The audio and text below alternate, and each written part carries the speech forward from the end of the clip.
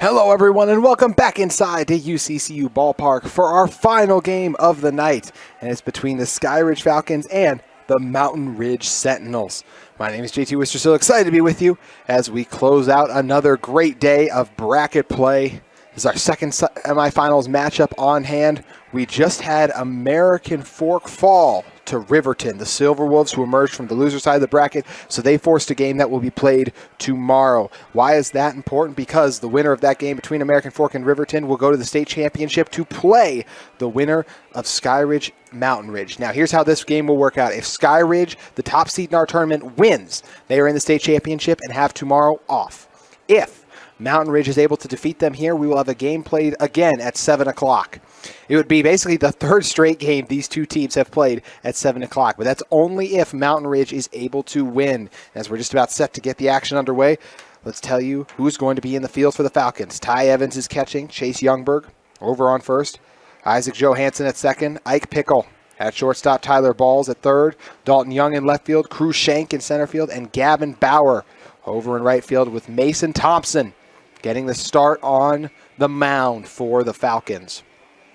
For Mountain Ridge at the bat, the Sentinels, it'll be Austin Goodrich, the left fielder, the leadoff hitter, followed by Stockton Folks batting second. Jackson Reiser pitching this game will bat third. Easton Gunn batting cleanup. Luke Nelson batting fifth. Remington Edwards will bat in the sixth spot, with Austin Ellis batting seventh. Taj Henry batting eighth, and Braxton Miller batting ninth. Skyridge won 6-5 last night in a thriller. If this game is anything like that, then we're in for a treat.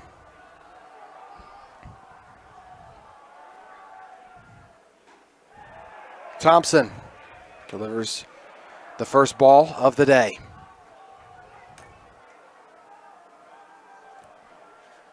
Mountain Ridge was eliminated beaten in yesterday's game by Skyridge, and then had to face Bingham for the second time in our tournament. In that one, we saw Mountain Ridge battle back and forth with the Miners, but in the end, it was a 4-3 Sentinels victory. 3-0 the count.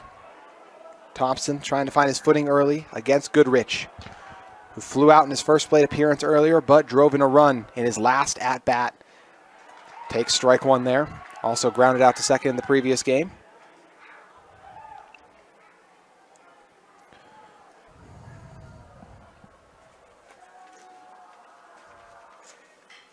This ball lifted in the left field in foul territory, but able to make a play on it. On the line is Dalton Young, the left fielder.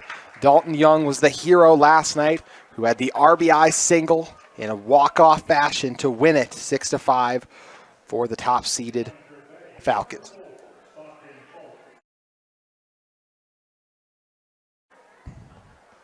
Stockton Folks now do it. Folks, in the earlier game against Bingham, struck out in his first plate appearance and grounded out to short and to third in his latter two at-bats.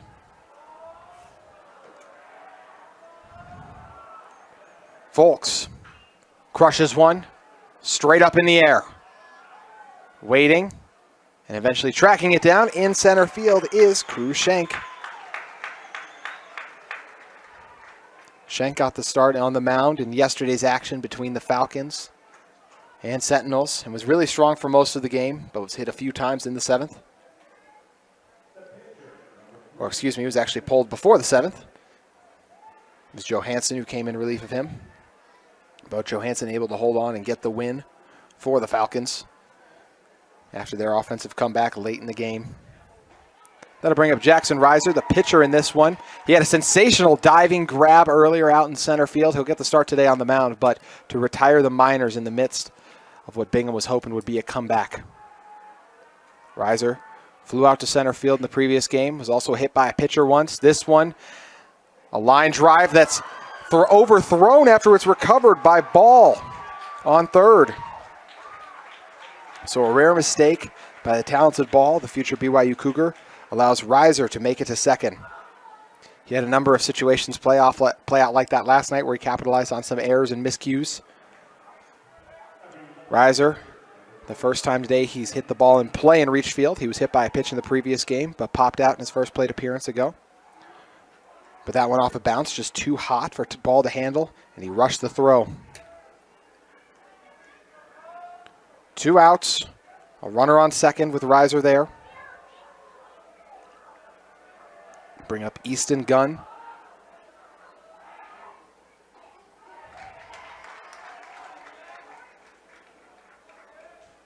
Gunn in action earlier today. Crushed one into right field in his first at-bat. Was also hit by a pitch and grounded out to short. He's looking to bring in Reiser, who resides on second. 0-1 the count.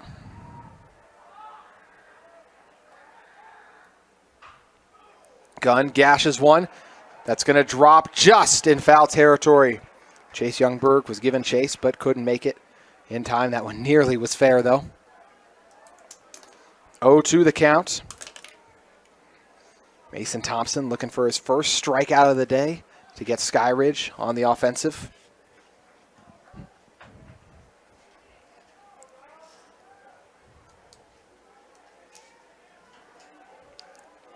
Falcons looking to punch their ticket to the championship game. The Sentinels just trying to force a win-all game tomorrow. 1-0 the count.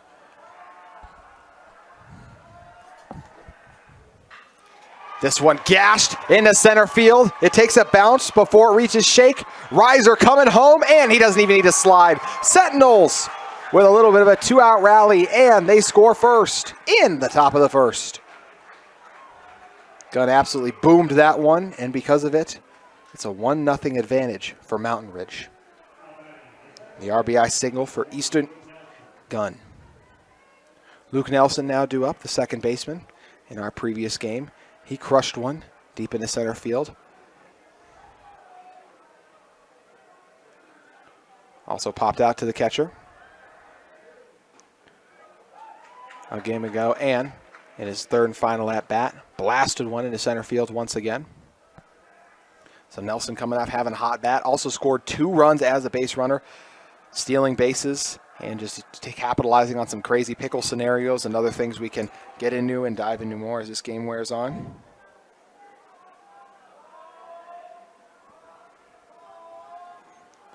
One and one the count.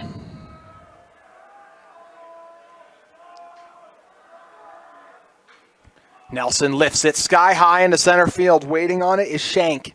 Shank makes the grab and gets the Falcons out of it, but not before they surrendered a run. So 1 hit and 1 run in the top of the first for Mountain Ridge. They lead it. Falcons up to bat. Up next, bottom of the first on KSL Sports Rewind. Welcome back inside the UCCU ballpark. The Sentinels were able to score a run before Nelson flew out to center field to end the top of the first. That puts the Mountain Ridge Sentinels in the field. Easton Gunn at catcher for them. Taj Henry at first. Luke Nelson at second. Stockton Folks at third. Braxton Miller at short. Austin Goodrich in left field. Grayson Riding in center field. And Remington Edwards in right field. For the Falcons, it'll be Dalton Young up to bat first. Then Cruz Shank, Isaac Johansson, Tyler Ball, Ike Pickle, Ty Evans, Gavin Bauer batting 7th, Mason Thompson, the pitcher, batting 8th, and Chase Youngberg playing first and batting 9th. And I'll bring up Dalton Young. As we mentioned, Young had an incredible end of the game yesterday. Before that, it was pretty forgettable. He had a strikeout, flew out to center, another strikeout. But when it mattered most and his team needed him, he sealed the walk-off victory on an RBI. He blasted right up the middle to bring in the walk-off run and make it a 6-5 Falcons advantage in the bottom of the 7th. And he's already on base because Reiser, trying to settle himself in, hit Young with the pitch.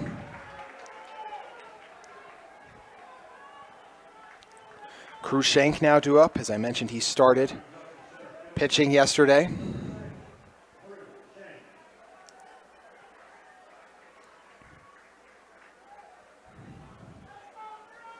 Shank in yesterday's action while batting. Rocketed one into right field to land on base in his first at-bat. Then was retired on a short ball. He hit to the pitcher. Trying to go for second is Young, and Young going to make it as he slides safely to the base pad. Reiser yet to deliver a strike. And Young already is second, trying to tie the game up. We were scoreless until the bottom of the second yesterday. Could have a lot more runs added here early with the start the Falcons, and Sentinels are already off to. Shank, after rocketing that one to right field, mentioned being retired to the pitcher, and then a strikeout.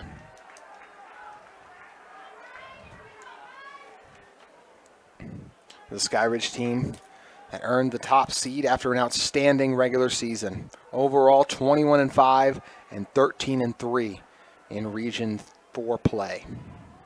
They scored 228 runs on the season, only allowing 108.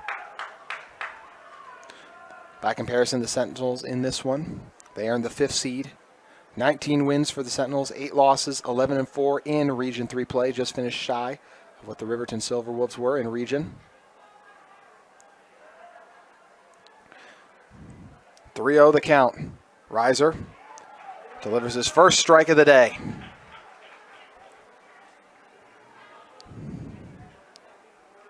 Falcons faced off against Davis in the Super Regionals after earning the bye.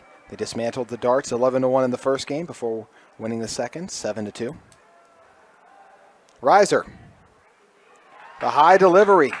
He's now put 2 batters on base. So Shank with the walk. And now due up is Isaac Johansson. Johansson closed it out for the Falcons on the mound yesterday. At the bats yesterday, 2 strikeouts in his first 2 appearances, but then was able to walk in the final one. 2 runners on, no outs. Johansson allows the first pitch to pass. Skyridge in their first game faced off against the 8th-seeded Pleasant Grove Vikings. In that one, neither side, being the Falcons or the Vikings, scored in regulation. It wasn't until the bottom of the 8th that the Falcons would finally score and break the lengthy tie. In that one, it was Cruz Shank who drove in Dalton Young when he rocketed a ball into right field. Similar to how Young closed out the Sentinels, was how Shank ended up closing it out with the walk-off victory over PG, 1-0 in the bottom of the 8th. 2-0 the count, and already bodies in the bullpen for the Sentinels, with Reiser not looking comfortable here early. Brock Whitney leads Mountain Ridge, while Ryan Roberts leads the Falcons.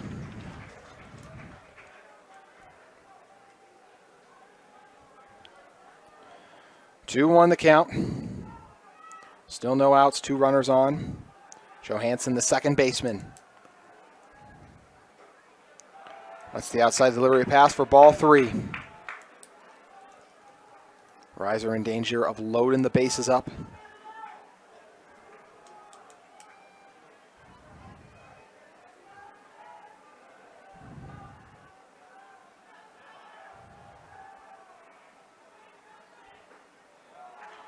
Full count the first time today we reached the mark. Reiser looking for his first strikeout or just the first out of the inning. Johansson looking to load the bases with Ball, the most prolific hitter in the order, on deck.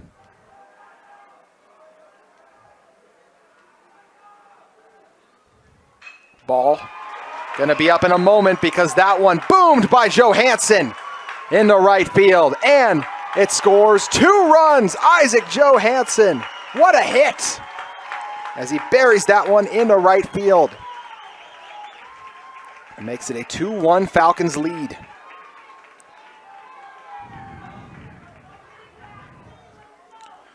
So Isaac Johansson brings in 2 runs on the RBI single was just 1 run. As not quite able to come home that time with Shank. As he gets over to second, I thought I saw 2 cross home, but that was just Ball awaiting to step up to the plate. He fouls the first off, so we are tied at 1. Apologies for the confusion there for a moment. So Johansson brought in 1 run to tie things up. On a rocketing ball, he launched into right field. He's now on first. Ball in yesterday's action struck out in his last 2 plate appearances, but before that launched a double into left field. But Tyler Ball just an incredible season. 38 runs driven in, 8 doubles, 4 triples, 10 home runs on the season. That ball squeezes away, and easily making it to second is Johansson.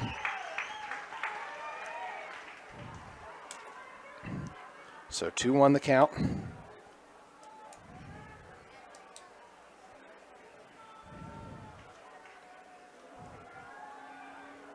Check over at third. Johansson now on second.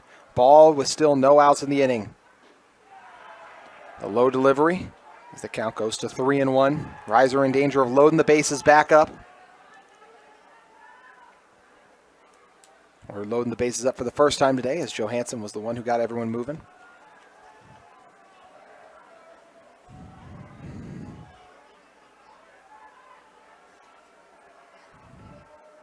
Tyler Ball blasts it high into right field.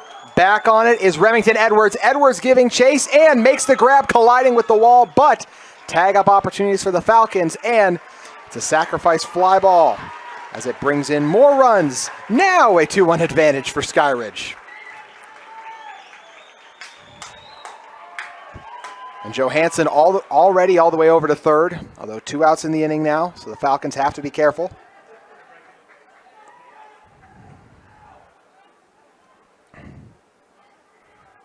Ike Pickle, the shortstop, now due up. Pickle punches one. It's just going to end up in foul territory. Pickle in yesterday's action against the Sentinels. Reached base on a shallow shot into center field, then struck out. Then was able to return what was originally just going to be a base hit into a triple for him as he made it over to third after an error on the Sentinels infield. 0-1 the count. 2-0 now. Reiser looking for the K. Just 1 out in the inning after ball flew out to right field. Ground ball fielded cleanly off the bounce. And after checking over third, a good decision by Luke Nelson to get the easy out at first.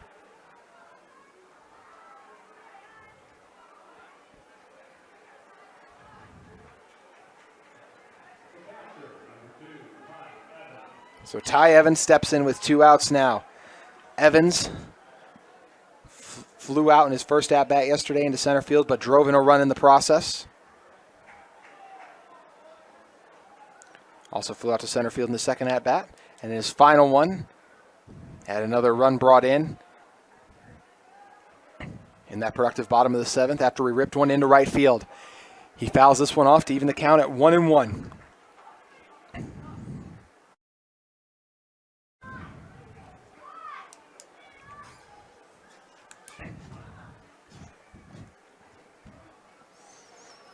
Evans thought about swinging, pulled back. That one nearly slips away from Gunn, but not too far from him. So Johansson stays on third. Johansson brought in the first run of the day when he ripped a ball into right field. And Ball followed him up by doing the same, but he flew out to right field on a sacrifice fly. But the 2-1 advantage for the Falcons early. It took them until the bottom of the 2nd for them to score runs in yesterday's action with the Sentinels, but here they've already started early and in a good chance to keep the scoring going. 3-1 the count. Evans swings on the ball, so the full count delivery up next with 2 outs. Reiser trying to limit the damage to just 2 runs allowed early.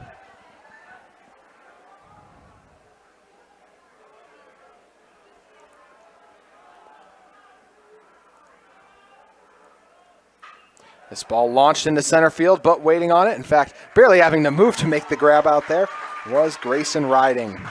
And Riding retires Evans to end the first inning. It's a 2-1 Falcons advantage. Sentinels up to bat when we come back on KSL Sports Rewind. We're set to resume play in the top of the 2nd. So a 2-1 lead for the top-seeded Falcons facing off against the 5th-seeded Sentinels. Easton Gunn launched in an RBI with 2 outs in the top of the 1st. But then for the Falcons, it was Tyler Ball with the sacrifice fly and Isaac Johansson, who landed himself on base with a rocketing RBI to bring in the first run of the day. 1-2 the difference. The inside delivery, and it does graze off Remington Edwards. Edwards had a very prolific previous game, but doesn't even get an opportunity at the plate, really, as he's just hit by a pitch right away. And I'll bring up Austin Ellis, the DH. Ellis, in the previous game, was hit by a pitch and failed to reach base in his other 2 plate appearances.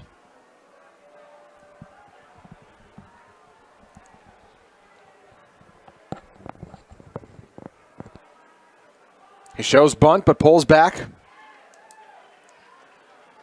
Sentinels trying to tie the game or take the lead here in the top of the first. As I said last night, through this point, Sentinels and Falcons scoreless.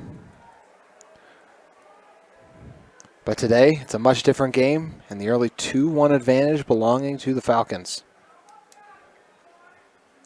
We started to talk a little bit how Skyridge reached this position. And we mentioned last night's game against Mountain Ridge, too. So the victories against Mountain Ridge, Pleasant Grove, and 2 against Davis are what allows them to have to be 1 victory away from the 6A state championship game. The 6A state championship games will be played at 4 o'clock this Friday, the 26th. The first one, and then if needed, the second and third game. Well, the second game will be needed for sure. That'll be at 11 o'clock on Saturday. And the third game, if necessary, will be played at 4:30. You can join Dusty Lister at UVU. He'll have you covered for those calls. 1-2 the count. Ellis trying to avoid being retired by Thompson.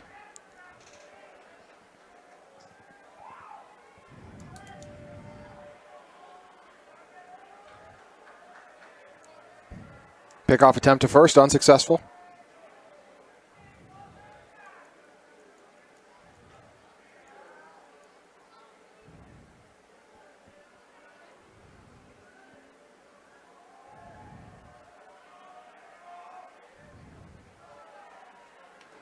One, two, the count.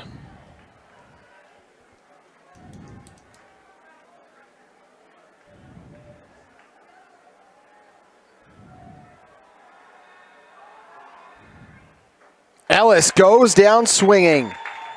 Mason Thompson with his first strikeout of the day.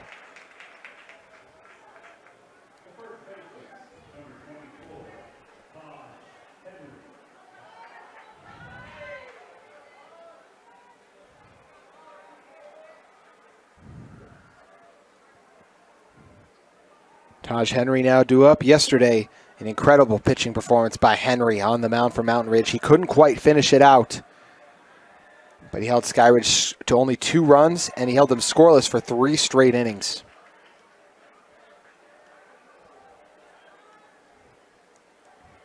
It'll be Henry up now, Miller's on deck, and then we turn it back over to the top of the order for the Sentinels already.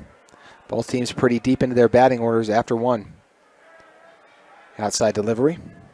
Looking at how Mountain Ridge reached this position, the 5th seed Sentinels defeated Layton 23-7, still the most runs we've seen of any team score in postseason play. Then 13-3, bouncing the Lancers in back-to-back games before beating Bingham 10-3.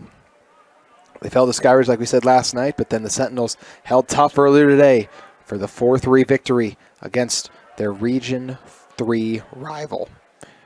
It's hard to beat a team 4 times, and that's what the Sentinels were able to do to Bingham this year, especially a team in Bingham who, look, they may have been the 13th seed, but they were one of the top teams in the state, obviously, with the ability to rise up in those big games and advance as far as they did in the season.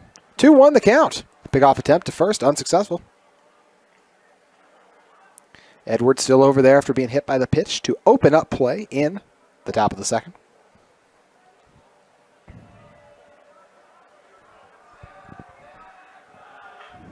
Ground ball fielded cleanly, right down to the first baseman in Youngberg, who easily taps on the bag to retire Henry. Henry didn't bat in yesterday's action, but did in the first game. Had some modest success, rocketed one into left field, but then struck out in his second plate appearance and flew out into right field in the last one. Braxton Miller now due up. Miller in the earlier game, 2 strikeouts and a walk, but last night he nearly had a monumental play as he almost rocketed a home run into left field. Some could argue a home run. It looked like it from our vantage point and on the broadcast. 2 outs now. Thompson delivers strike 2 to pull ahead. As I mentioned with Miller, that home run, he launched it into left field, and they ruled it a ground rule double. Also reached base in his following at bat on a drop 3 strikeout. 0-2 the count. 2 outs. Thompson looking for a second K in the last 3 batters faced. Fouled off to stay alive. Miller still battling.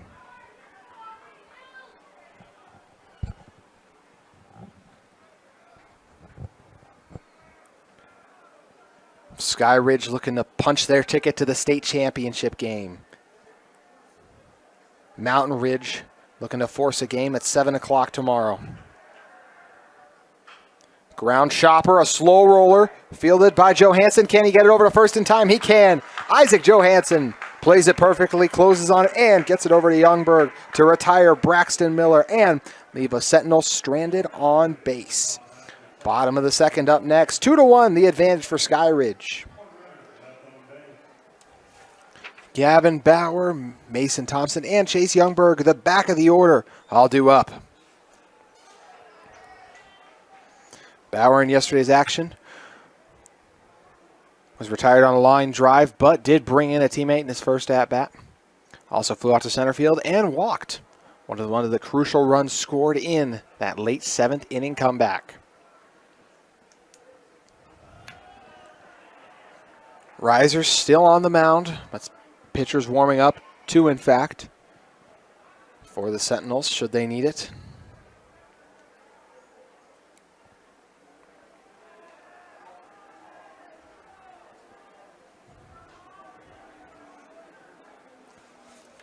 Bauer ahead in the count, 3-0 comfortably.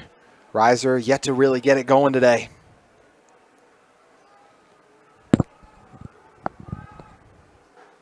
Strike 1 delivered as Bauer decided to take it.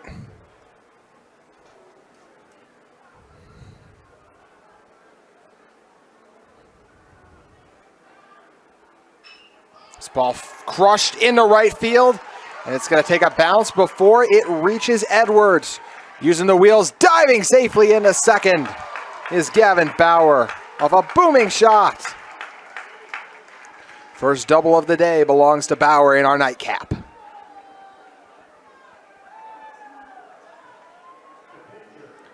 Mason Thompson now due up. He's off to a strong start for the Falcons, trying to get him to increase their lead here in the bottom of the second. Thompson in yesterday's action against the Sentinels struck out in his first plate appearance, then rocketed one to right field to reach safely on first, and flew out to center. Dips inside to avoid the inside delivery. Excuse me.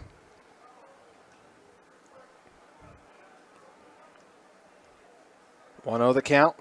The runner on second, no outs in the inning.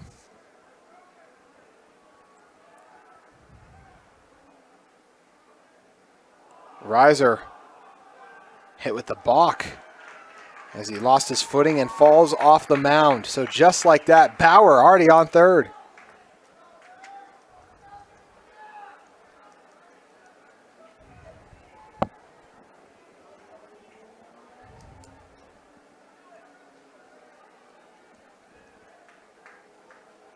Thompson, 1-0 the count.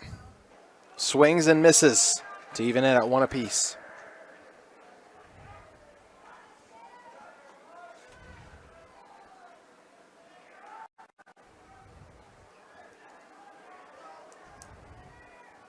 Bauer over on third. Thompson looking to bring him in. He tees one off that just squeezes past the glove of Folks. It was a low-hanging line drive. Thompson trying to stretch it into a double, and he slides in safely to second. Back-to-back doubles for the Falcons, who are flying high here early.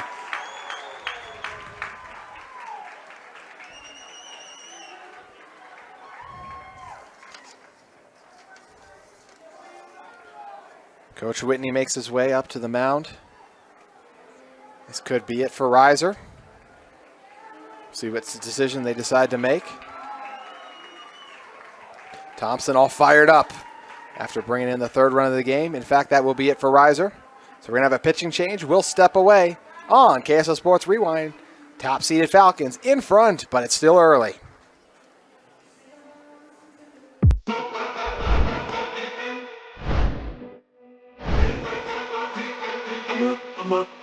Okay.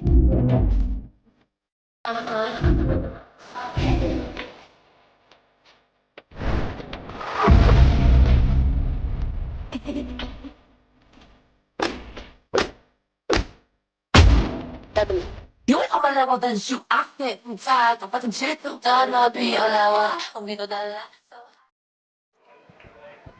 Reiser's day is over, at least on the mound. He's now back at center field. And in his place for Mountain Ridge is Ethan Iacono, the sophomore, looking to step up.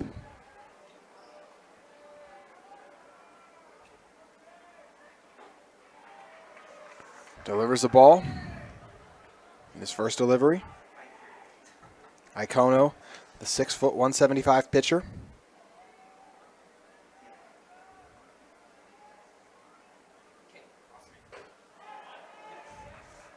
Two-0 the delivery. Iacono.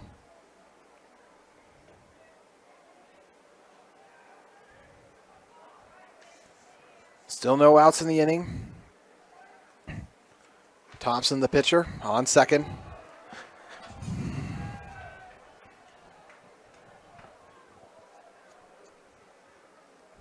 Youngberg, the last batter in the order in yesterday's action, was retired after grounding out to second.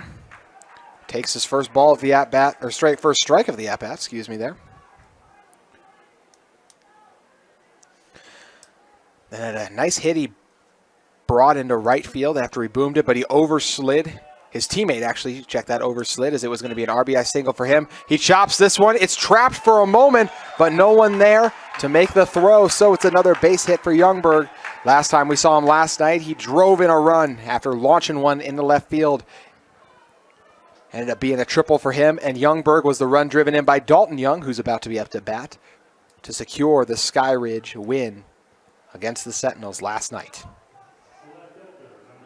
That one trying to barehand it was Iacono, but just unable to do so. So Thompson now over at third. Youngberg at first, no outs. Young takes a hack, gets nothing on the first delivery. 3-1 the advantage, already 4 hits for the Falcons here early.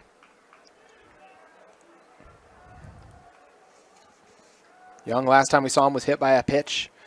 Mentioned last night the RBI walk-off single. Low delivery that time. We're going to have a pickle opportunity. Thompson think about going. In fact, Thompson going home.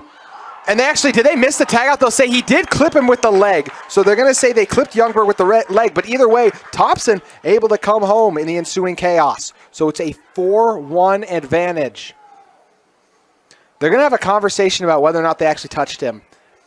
I thought his leg did make contact there with him, so I think that's the body part they're talking about. But they're going to talk things over. They're going to come together and discuss it.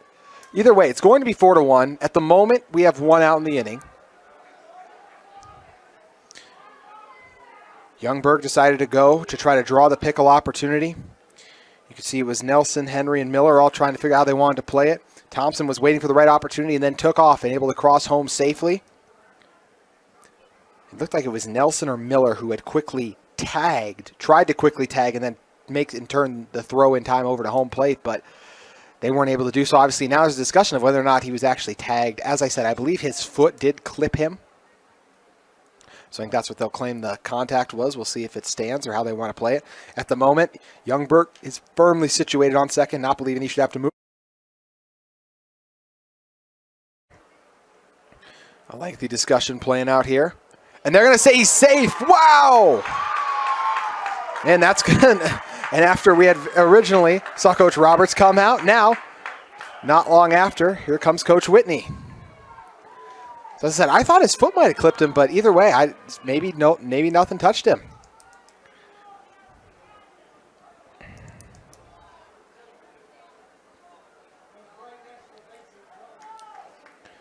Young still waiting to bat.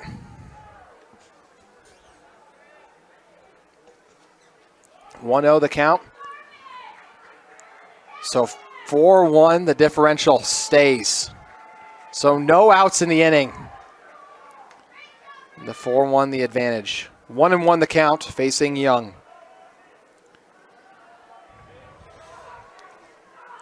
It's only the bottom of the second. We've seen 2 runs scored by the Falcons with no outs here, and they scored 2 in the bottom of the first. Young takes that one. Sails over his head. 2-1 the difference.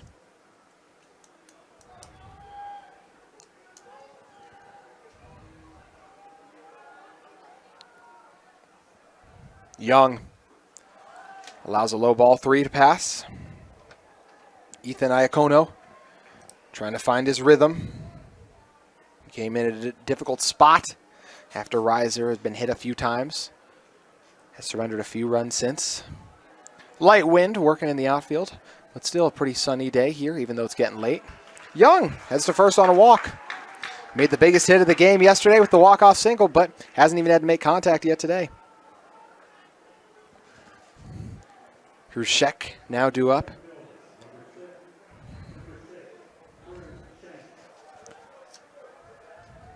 Shank had the walk-off win in the first game against PG. Before that play, much like Young with his walk-off against the Sentinels last night, had struggled to make a hit, but when it mattered most, made the play. Tag-out attempt at first, barely misses.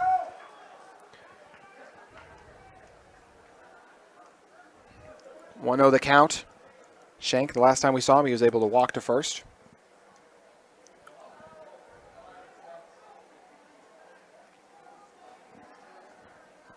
Shank on the season, 28 runs brought in. Great opportunity to raise that total here. He's currently 1-1 in the count.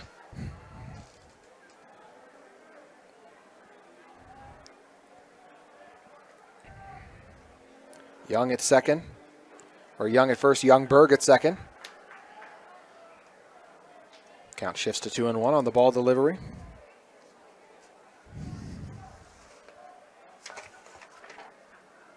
Iacono, the sophomore, looking to get his team 1 out here to start to build some defensive momentum.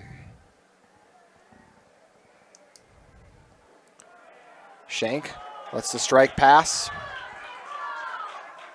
Falcons faithful disagree over the call.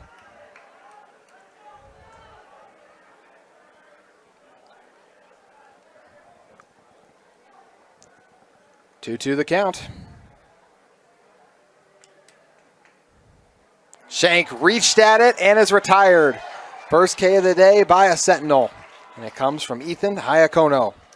Still 2 base runners on, 1 out. And they'll bring up Johansson. Last time we saw Johansson, he smashed the ball into right field to bring in the first run of the day for Skyridge. Looking to bring in a few more with a hard hit here. Johansson in that first game against Pleasant Grove was retired in all 3 of his plate appearances.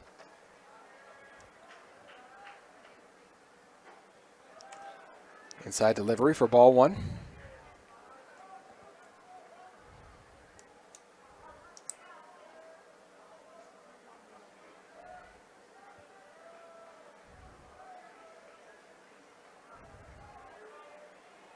Johansson swings and misses after taking a hack. Count now at 1-1. Iacono gaining his swagger back on the mound.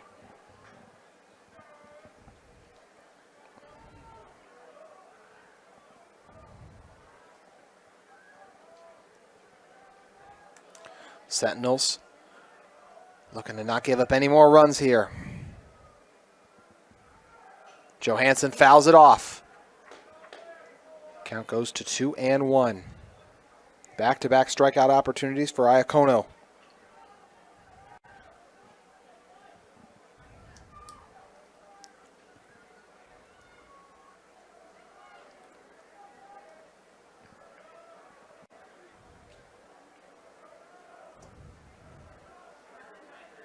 1-2 the count. With 2 base runners on. Swing and a miss for Joe Hansen. Back-to-back strikeouts for the sophomore. And Ethan Iacono. Tyler Ball now due up. Ball, last time we saw him, sent a sacrifice fly into right field. One of the top players in the state. Looking to shake this game up even more. That's the outside delivery pass. The pickoff attempt unsuccessful as Nelson couldn't quite get back to the bag in time.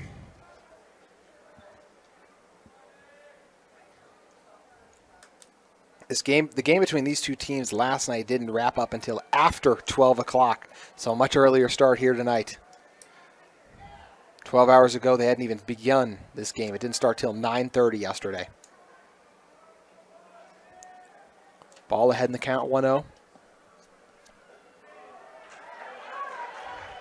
Counter shift to 1-1.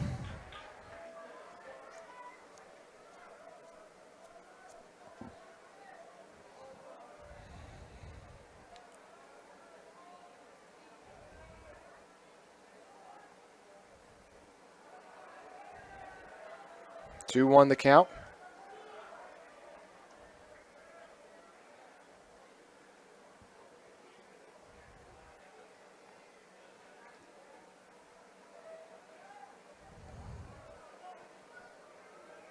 Ball set for the delivery from Iacono.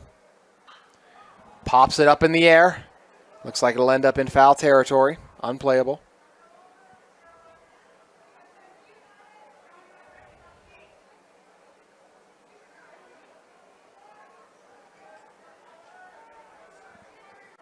Two the count. Iacono looking for 3 straight strikeouts to leave 2 Falcons stranded on base and get the Sentinels out of the inning. Ball takes it off the back. Bases are loaded.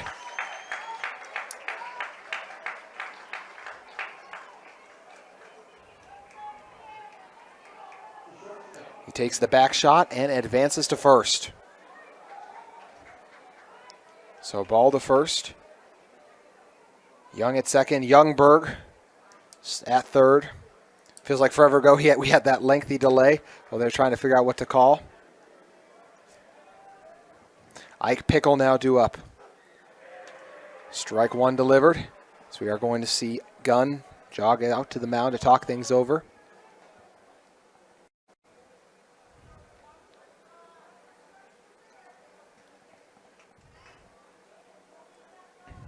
Mountain Ridge 19-8 this season. A season ago, 8-18.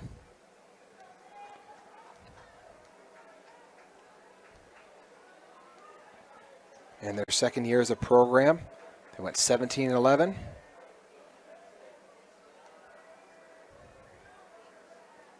And 2-1. At least that's what the record shows in their first season. As some of the stats were not properly inputted. So an opportunity to make their first ever semifinal state championship here.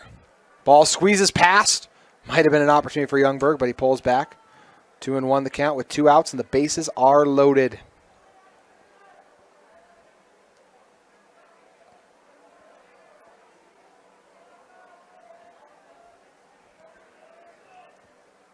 Pickle pops one up. It flies in the air. Edwards able to make the grab on it and retire 3 Falcons. So 4-1 the difference, but it could have been much worse. Ethan Iacono with a strong performance stepping in on the mound. A lot of time left. Top of the third, about to begin for Mountain Ridge. Austin Goodrich due back up with Stockton Folks and Jackson Reiser on deck. Mason Thompson, fresh off his double and being brought in himself, returns to the mound.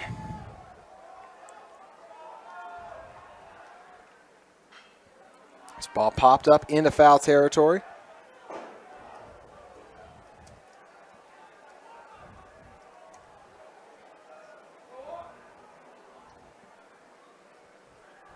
Oh, 1 the count. Last time we saw Goodrich, he flew out in the left field.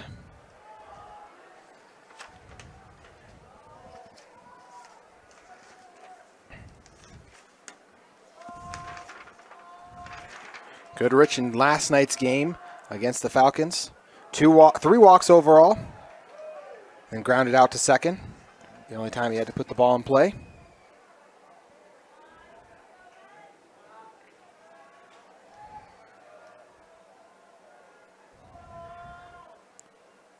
The inside delivery nearly collides with Goodrich there. 2-2 the count now after that ball.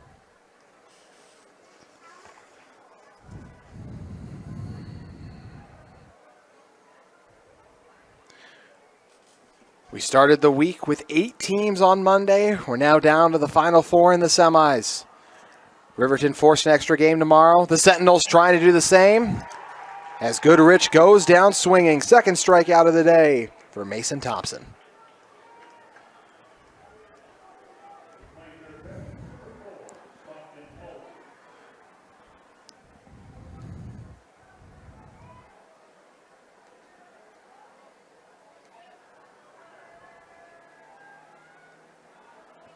It's a Mountain Ridge team that did reach the third round of the playoffs a few years ago, but was taken out by Farmington. Or excuse me, not the third round, but reached the Super Regionals and then taken down. Line drive fielded cleanly, or no, it was bobbled. Ike Pickle looked like he has it, but then couldn't come up with it to make the play. So Folks, after flying out to center last time, has a base hit. Folks in yesterday's action failed to reach base, grounding out to short, third, and striking out. But he's on first base now.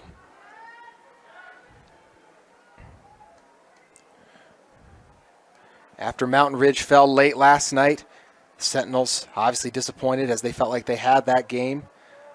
They led it by 5-2 entering the bottom of the 7th till those 4 runs were scored to give the advantage to the top-seeded Falcons. So they had to play Bingham. Once again, it's always hard to beat a team, play a team 5 times and beat them 4, but that's what the Sentinels were able to do. They added 2 runs in the bottom of the 2nd, 1 in the bottom of the 4th, and a huge one in the bottom of the 6th as the Miners scored 3 runs in the 4th and 5th combined. But that huge run in the bottom of the 6th ended up being the difference for Mountain Ridge as they bested the Miners 4-3 and find themselves trailing here early. Reiser fouls this one off. Reiser in the game earlier today, or excuse me, in the first game against Bingham that he had on Monday. He launched 2 home runs, was hit by a pitch, and launched an RBI into left field. Reiser earlier today didn't have quite the same success. Put the ball in play twice, but was retired. Also was hit by a pitch in action. Last time we saw him, he reached base safely on an error. On a grounder to third and an overthrow to first, which he stretched into a double. 1-2 the count. Thompson.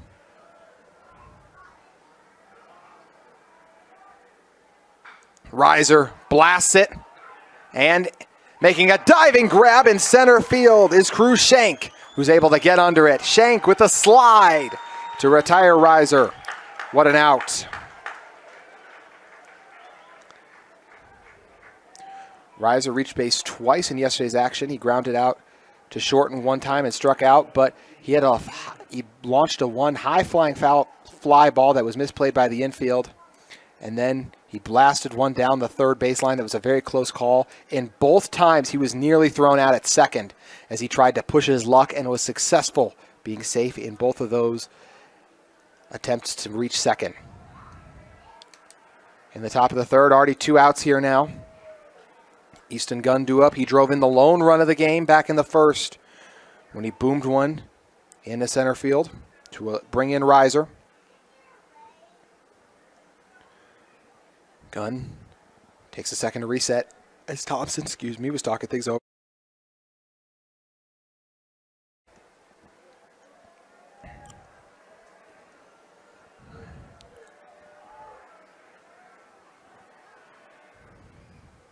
Low delivery that time is going to allow Folks to make it over to second.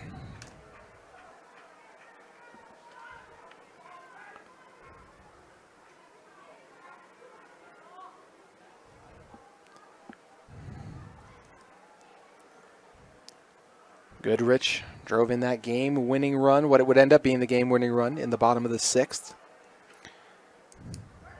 Struck out earlier to begin the top of the 3rd for the Sentinels. Gun ahead in the count, 2-0. This one popped up, called for, and collected in foul territory. Ball makes the grab off a 3rd, and that'll do it for the top of the 3rd. Falcons looking to increase the 4-1 advantage they currently hold when we're back on KSL Sports. Ty Evans, Gavin Bauer, and Mason Thompson all due up in the bottom of the 3rd. Falcons have scored 2 runs in each of the previous 2 innings, looking to keep it going here. Skyridge trying to send themselves into the state championship game. Top-seeded Falcons dominant all season long. Region 4 play always a gauntlet, but they stood the test and still only ended the regular season with 5 losses. This one's just going to end up in foul territory. Because I believe it might have deflected off the... I mean, there could be a net out there I don't see from my angle, but it looked like from my angle it might have deflected off the pole, which if that was the case, that was an incredibly impressive 1 in a million kind of shot for Ty Evans. Last time we saw Evans, he launched one out in center field and was retired.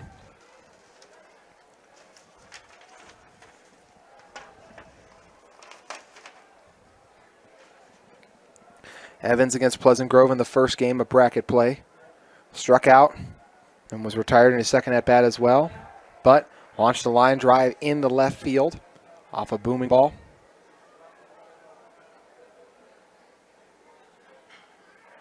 Reaching and fouling it off to stay 2-0 in the count. That time was Evans. Evans, the catcher, facing off against Iacono, the sophomore.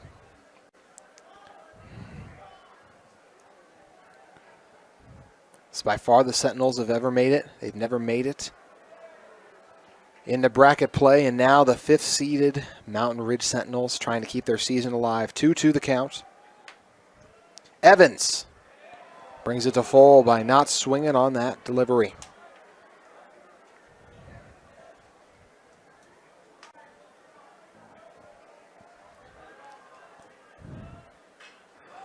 Evans chops it, but it ended up in foul territory.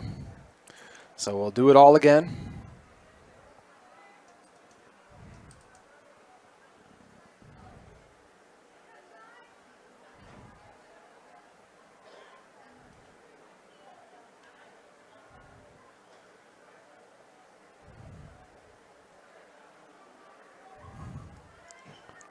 Full count. Evans eviscerates it. And it's going to drop in shallow right field.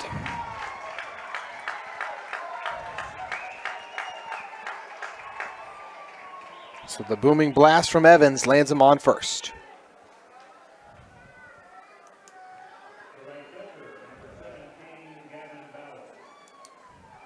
Gavin Bauer now due up. Last time we saw Bauer, he smacked a hit into right field.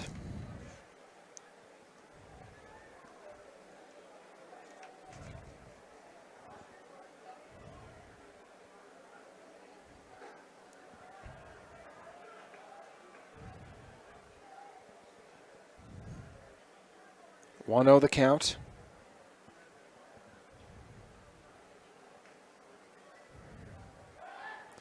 That pickoff attempt goes too far, and it's going to allow Evans to make it over to second. In fact, he thought about trying to stretch it and turn it into an extra stolen base, tried to head over to third, but that time Coach Roberts doing a good job turning him back.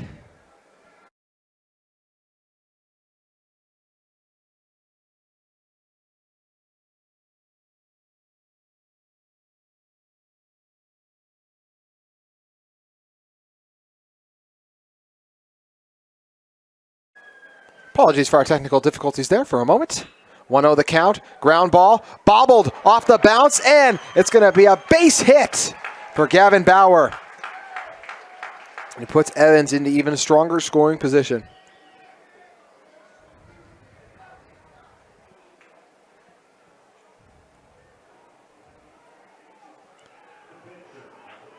It's a hard hit ground ball that Miller just couldn't bring in.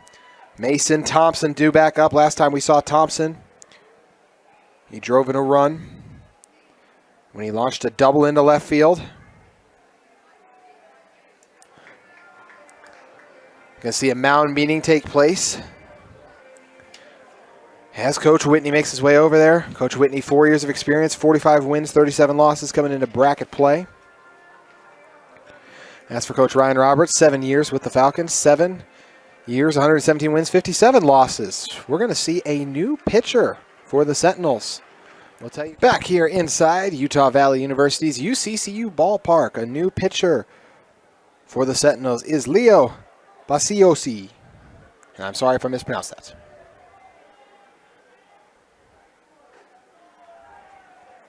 Leo, the sophomore, 5'11", 160. 1-0 the count.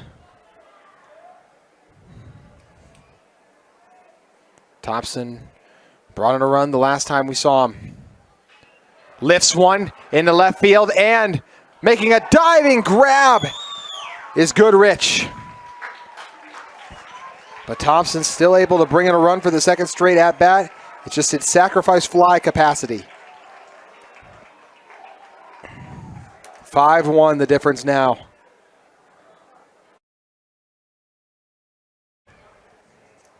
Chase Youngberg due back up. Last time we saw him, he ripped one right up the middle of the field.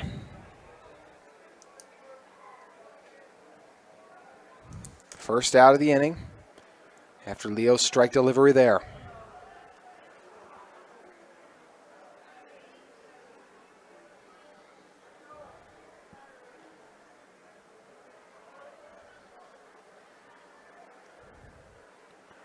One 1-0 the count. Leo forces Youngberg to pop one in the air, giving chase, and able to make the grab on the move is center fielder Jackson Reiser, who's now back in his normal spot after starting the day on the mound.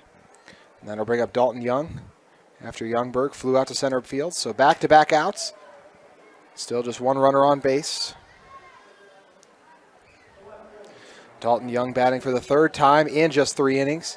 He's hit by a pitch the first time we saw him, then walked to base.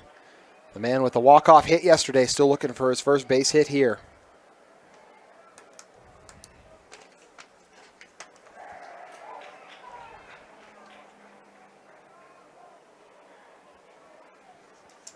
Oh, 1 the count.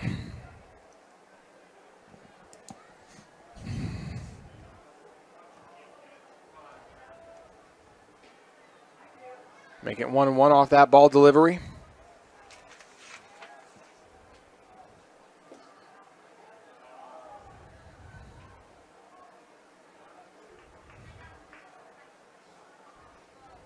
Young booms it into left field. High, giving chase, but able to make the grab before it reached the wall was Goodrich. So 3 straight fly outs end the inning for the Falcons, but not before they scored a run. Mountain Ridge up to bat when we come back, trailing by. Sentinels enter the top of the 4th, trailing by 4 currently. It'll be Luke Nelson, Remington Edwards, and Austin Ellis all due up to bat in this inning as they try to get back into this game.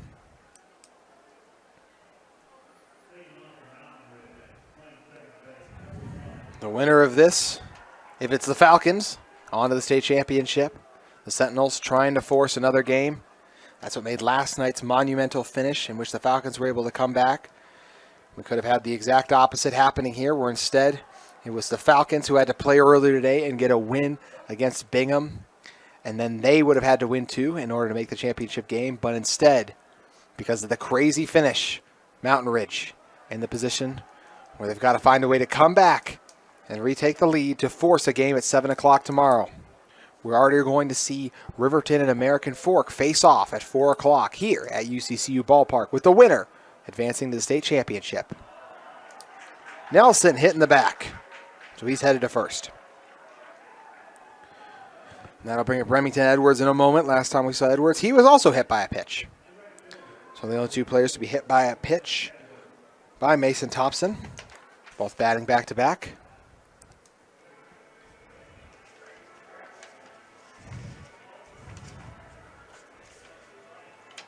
Coach Ryan Roberts jogging up to talk things over with his team on the mound. No one warming up in the bullpen for either side. 5 runs scored off 5 hits for the Falcons. Each team charged with 2 errors. Third game Skyridge has played in the tournament.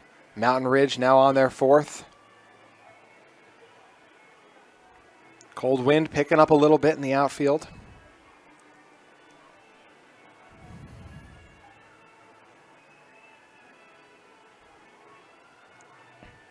Falcons lead at 5-1, but it could have been a lot worse. Back in the bottom of the first, Skyridge actually left 3 runners stranded on base. Or excuse me, that was back in the second. In the first, they just left 1 on base, but in the second, they left 3 on base. So could be a lot worse, the current deficit. Edwards awaits a delivery from Thompson.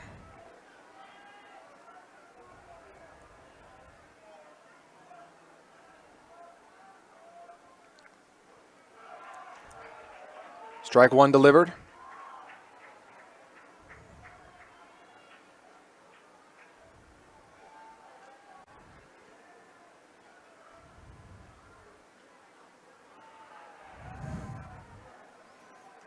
Count shifts to 1-1.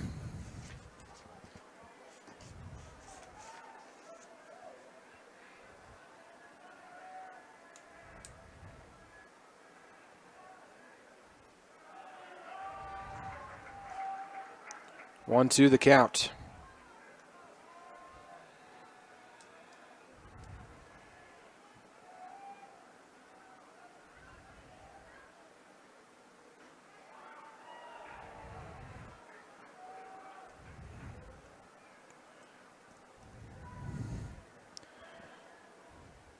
Edwards in the earlier action today. Had a very productive day, brought in a base hit after rocking one into right field. But was retired to the pitcher in his second at bat, but reached base in his third after launching one into left field. Full count. Edwards crushes it into left field. It takes a bounce before it reaches Dalton Young. 2 runners on base now for the Sentinels.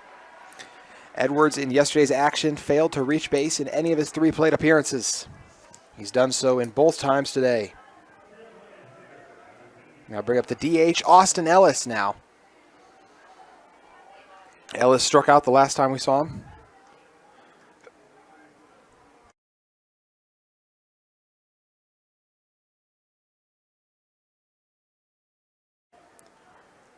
You see meeting in the infield for the Falcons. No one actively warming up for Skyridge. So the game's still in the hands of Mason Thompson.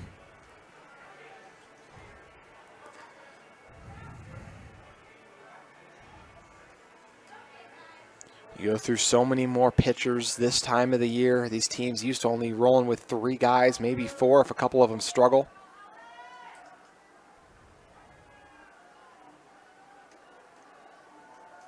Thompson's done a strong job to start, looking to keep it going here. The outside delivery, Ellis showed bunt, but pulled back on the ball.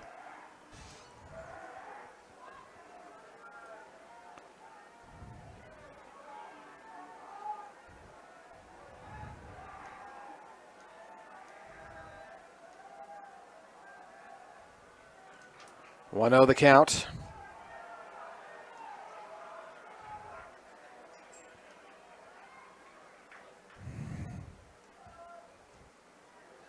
Been a great week of action here at UCCU Ballpark. Now all that's left to determine is who will be in our state championship game. Could be down to our final 3 teams after tonight if the Sentinels aren't able to mount a comeback. Ellis shows bunt, and it actually bounced up perfectly into the glove of Evans, and he tried to make the throw over to second in time, but Pickle wasn't able to get over in time as Nelson back safely. Edwards at first, Nelson on second. Nelson, a very smart base runner.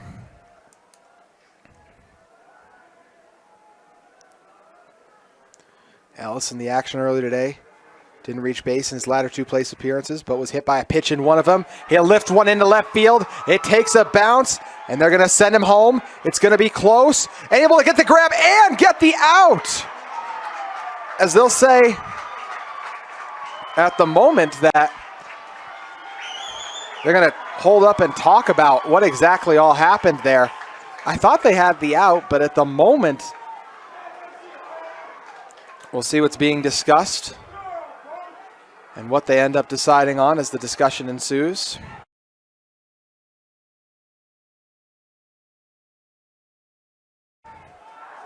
At the moment, 5-1.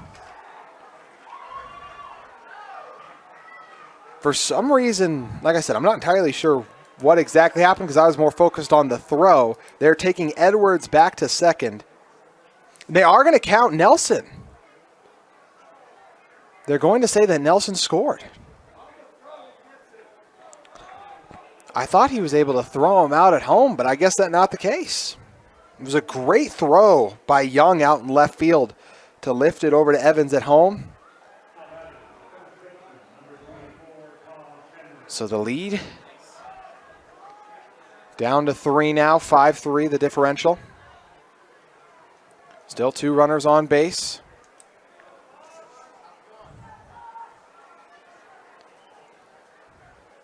We'll see a time. We're going to have our umpires come together and talk this one over. Fans moaning and groaning at the delay. The thing I'm most confused about, as I said at the moment, was I could have sworn that Evans had the tag out at home. He must have just missed him. So give the credit to Nelson for being able to make the play over that time as our umpires talk things over. Still no outs in the inning.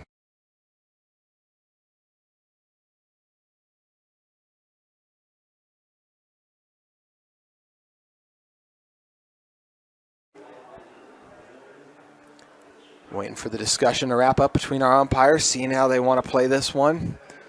Said could be an issue of cutting off. I said I'm not even going to try to speculate, honestly. I'm not sure what the issue is that time around. But either way, at the moment, Austin Ellis, with that huge hit ball into left field, has brought in a run. Coach Roberts making his way out to talk about it.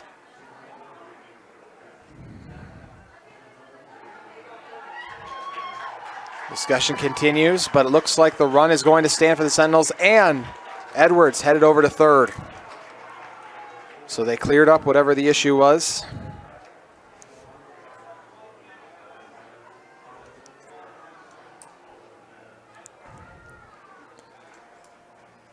So still now just a 3-run game.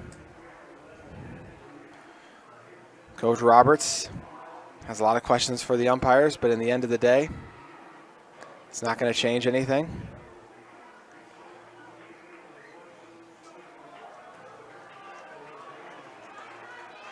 So I believe 2-5 is our correct score. As I said, I could have sworn the tag out was good on the incredible throw from Evans, but either way, give a lot of credit to Nelson for being safe. Ellis is over on first after the RBI single. Edwards over on third. No outs in the inning for Thompson. He checks down to third. Focuses attention on Taj Henry. Henry launches one into center field and making the grab and trying to make the throw. Instead of trying to make the throw over to home, actually, he'll just take it to second. So it is now a 2-run game. First out of the inning as Henry's retired on the fly ball, but the sacrifice fly.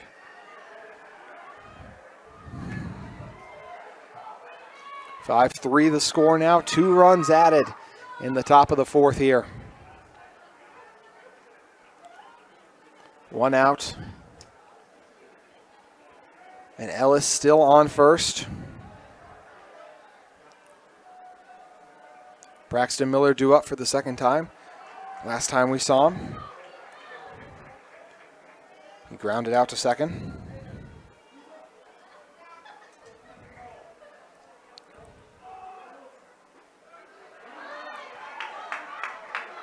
One and one the count. Thompson's been rocked a little bit here, trying to regain his composure. Or excuse me, instead of 1-1, it would be 0-2 the count. Opportunity to get a strikeout. It would be his third of the game.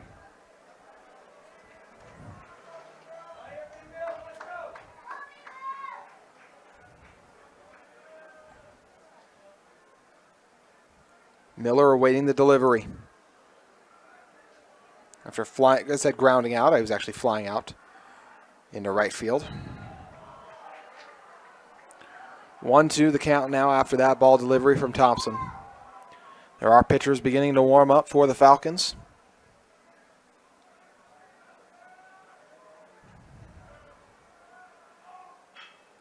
The ground ball fielded cleanly, opportunity for a double play if the Falcons can make it, and they're able to. Exceptional fielding that time. The Sentinels in disbelief as they thought that Miller was safe on the dive over to first, but it was fielded cleanly by Ike Pickle, who talked it to Joe Hansen, who came over to cover second, and then threw it over to Youngberg on first. The double play gets us into the bottom of the fourth, but the lead down to 2 on KSL Sports Rewind.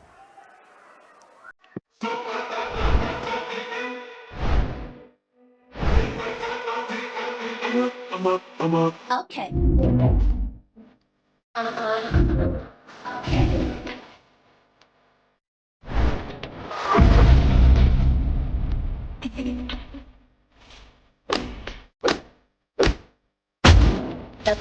Yun ang malawa din siya akit sa kapag sito na bialawa umino dala. Cruz Shank due back up. It'll be Shank, Johansson, and Ball all facing off against Leo.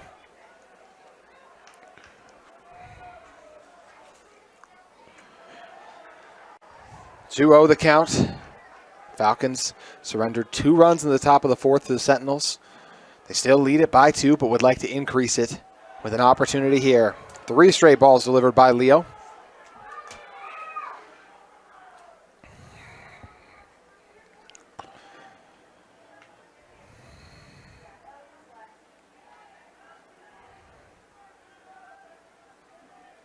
Leo and Gunn talk things over briefly behind home plate. 3-0 the count. The outside delivery. So 3-1 the count. Or excuse me, inside delivery. So the strike.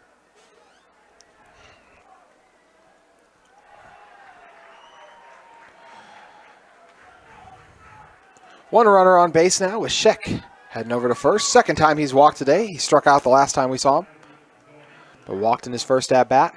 Isaac Johansson due up. He also struck out the last time we saw him. Part of a string of strikeouts for the sophomore, Iacono. But in his first at-bat, Isaac Johansson absolutely launched one into right field to bring in the first run of the day for the Skyridge back in the bottom of the first. And this time, he doesn't even get a chance to swing. He was hit by a pitch.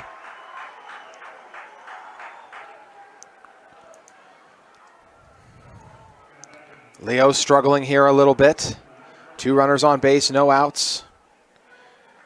So we're going to see Coach Roberts and his team gearing up on the offensive. Coach Whitney's made his way to the mound, talking things over with Leo.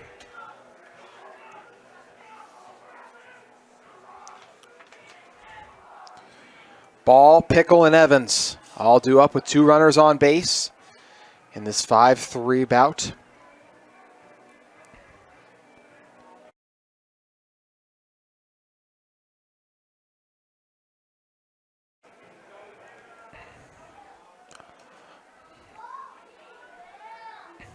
Just over an hour and a half into this one now. 5-3 the difference. Falcons have scored at least a run in each of the previous 3 innings.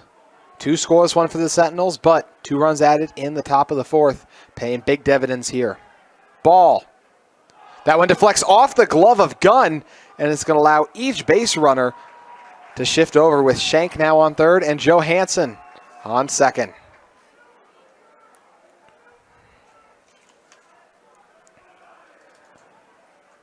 Ball talking things over.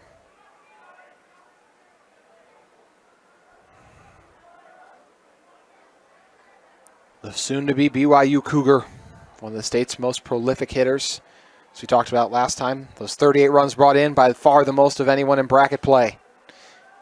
He's the only one over 35, in fact. High delivery for ball 2.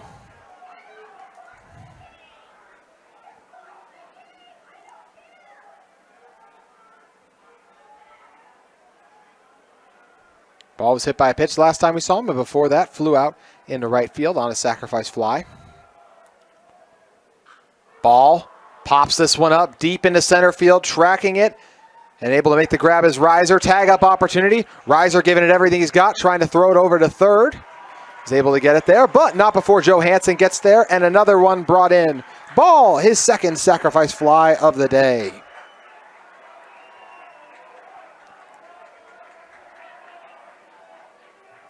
That'll bring up Ike Pickle with 1 out now and 1 runner on base.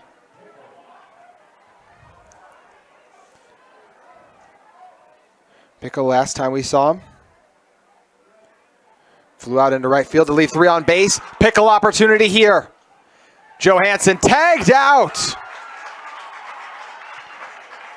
Making the play that time was Stockton Folks on third. It was good recognition by Gunn, realized he was off the bag, and then Folks able to chase him down.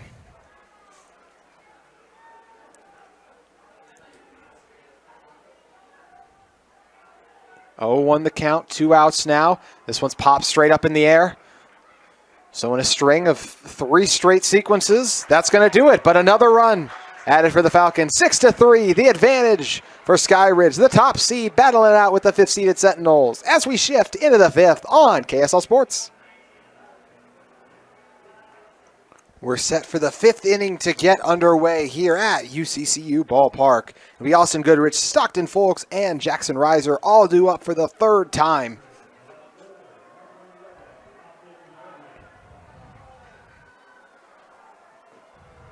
Goodrich struck out the last time we saw him. Before that, flew out into left field.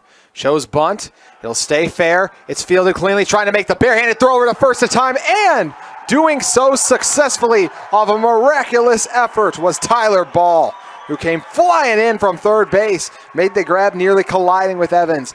Some Sentinels fans felt like he was off the bag, him being Youngberg on first, but that's not the case. It was a perfectly placed bunt, but just a better play by one of the top players in the state, Tyler Ball.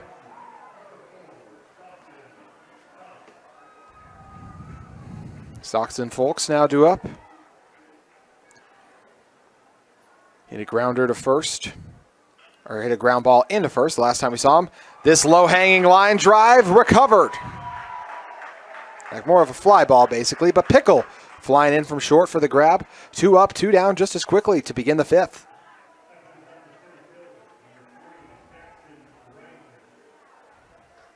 Jackson Reiser now due up. Last time we saw Reiser, he flew out into center field on a sliding grab. Reiser ended the previous game in center field himself with an exceptional diving grab to retire the Miners.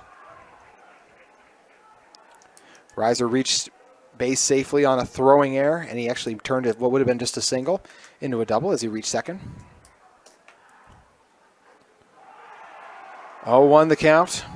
Make it 0-2 after the swing and miss by Reiser. Thompson gave up 2 runs in the top of the 4th. 1 delivery away from getting the Falcons back at the bats almost instantaneously.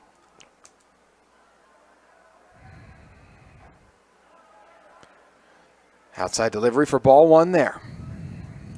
Great play by Ball we saw on the field. And then there it was Pickle flying in from short to make the grab on the low-hanging flyer. This one fouled off by Reiser to stay alive in the count.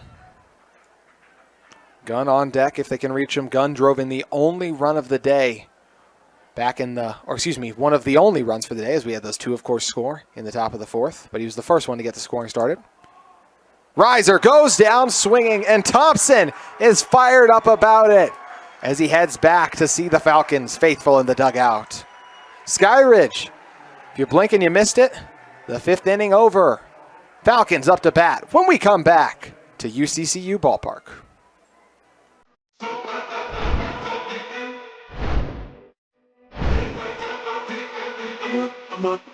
Okay.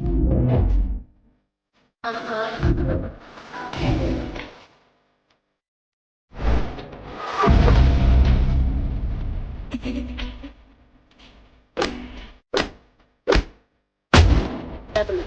ain't on my level, then shoot. I fit inside, but fucking shit, you gonna be allowed. Conmigo dala. We're set for action in the bottom of the fifth. A 6-3 lead, what the Falcons currently have over the Sentinels. Leo still on the mound. We had 4 strikeouts now by Thompson. He's been sharp. Ty Evans, Gavin Bauer, and Mason Thompson all due up here. Off the chopper, fielded cleanly. And making the throw over is Folks off a third to retire Evans.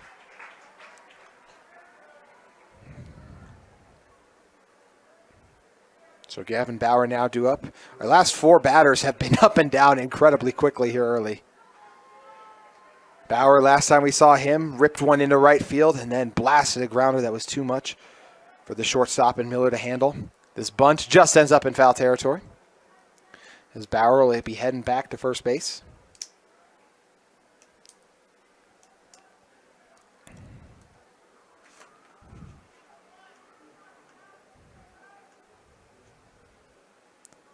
Oh, 0-1 the count.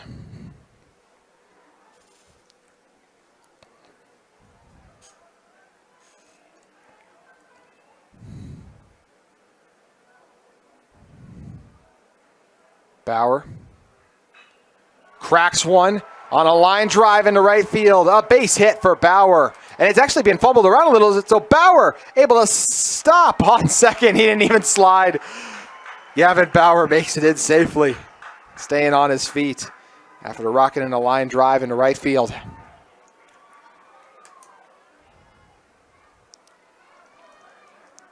Mason Thompson now due up.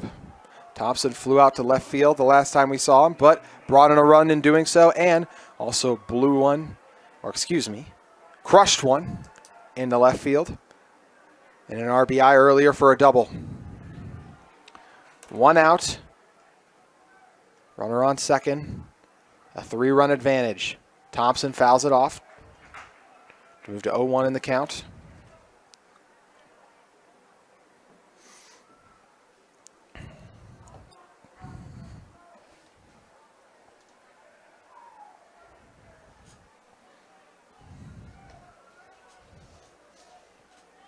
Oh, 0-1 the count. Thompson thought about swinging on strike 2. Instead, he lets it pass.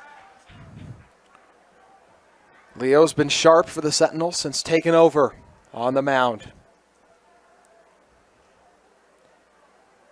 Trying to close out the inning here. And trying to steal second because just recognizing no one was over. Did they get the tag out? They did. Wow! Trying to take advantage of the positioning was Bauer. And he's tagged out at third. Bauer tried to make a play. And it's 2. I thought it was 2 outs in a moment. I thought they signaled for out at least. They signaled out again. We're waiting for him to move. I'm not sure what's going on. They've signaled out. I don't know why he's not leaving third, but either way, we'll get the explanation now. So Bauer tried to steal over to third, and it was a good job quickly closing by Folks to make the play, and he will be retired. So now 2 outs in the inning, and Thompson currently 0-2 in the count, so this one could be over really fast. So Bauer caught stealing for third, the second Falcon to get caught off the base paths in this one.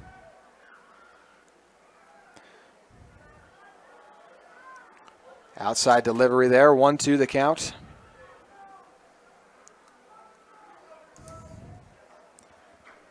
Thompson 1 strikeout away from bringing us into the 6th. Leo trying to deliver the K. Thompson trying to keep it alive.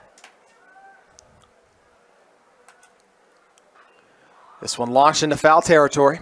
You could hear the rumbles for the crowds for a second. They thought it was maybe gone. Thompson's already brought in 2 runs on the day. In order to bring in a run with this hit, he'd have to hit a homer. The Falcons pitcher coming off a red-hot 5th inning in which he acquired his 4th strikeout, trying to avoid a strikeout himself right here.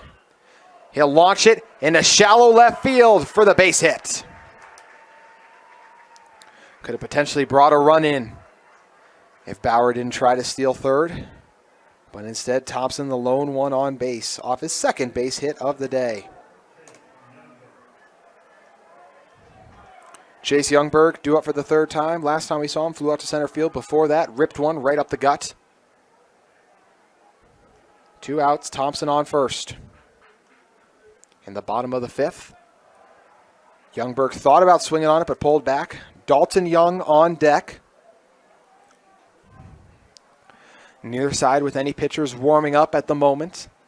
The game firmly in the hands of Leo and Thompson, respectively. Thompson chilling at first. This one fouled off, so the count to 1-1 now.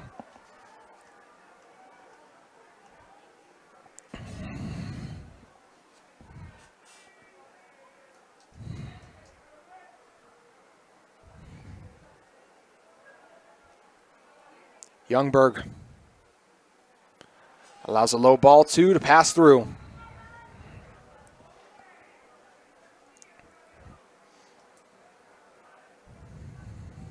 Mountain Ridge is going to be down to their final 6 outs if they want to tie this one up and extend it. This ball cracked into foul territory, so Thompson forced to head back to first base. Running on first contact, so 2 balls, 2 strikes, 2 outs. Thompson on first, with Youngberg awaiting the delivery.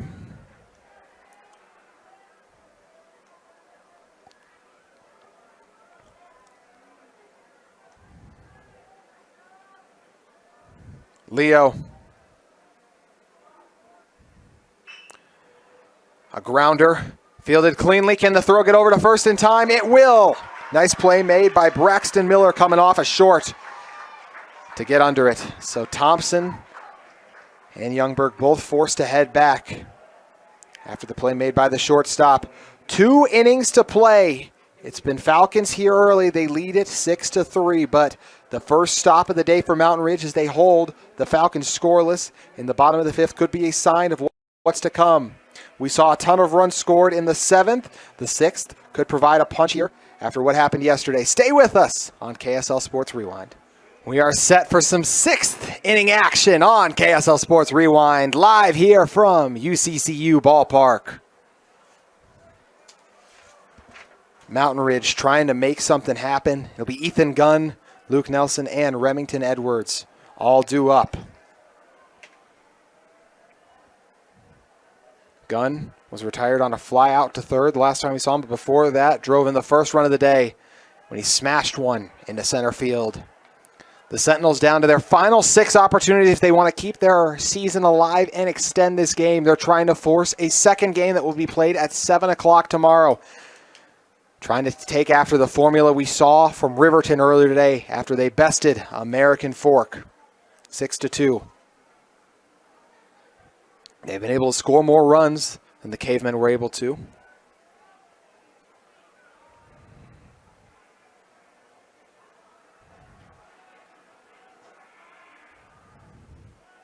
Back-to-back low deliveries. So 2-1 the count. Thompson was dealing the last time we saw him, trying to get on track here against Gunn.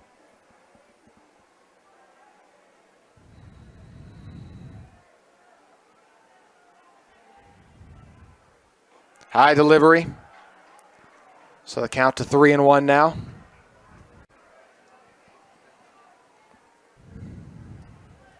Gunn still looking to make a big play for his team late in the game. We thought the Sentinels would be able to take it in the previous game as ball 4 delivered there. So Gunn headed over to first.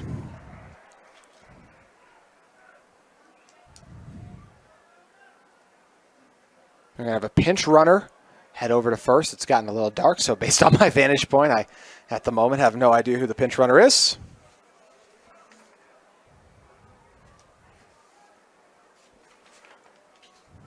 Luke Nelson now due up. Last time we saw him, he was hit by a pitch, and before that, flew out to center field.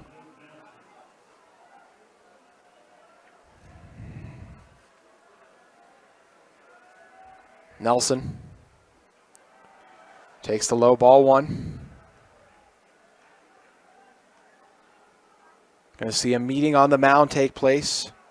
Coach Roberts and co talking it over as they figure out how they want to try to close this one out. 6 outs away from punching their ticket to the state championship game. Appreciate all of you for joining us all week long on KSL Sports Rewind. We'll be back with you tomorrow at 4 o'clock for our 6-7 matchup. And the winner going on to the state championship between Riverton and American Fork. It's actually a rematch from last year's state championship in which Riverton lost the first game to American Fork, but would go on to win the next two to prevent the Cavemen from repeating. American Fork coming off that 2021 season in which they went 30-1.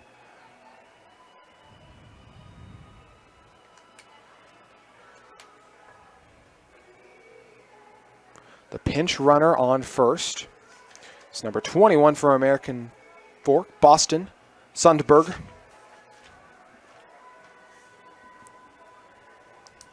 So Sundberg on first.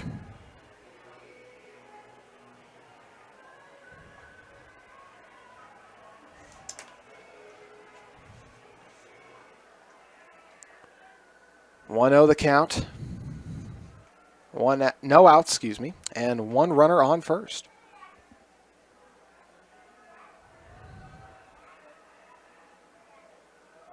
That one deflects off the glove of Evans. So an easily stolen base opportunity for Boston Sundberg.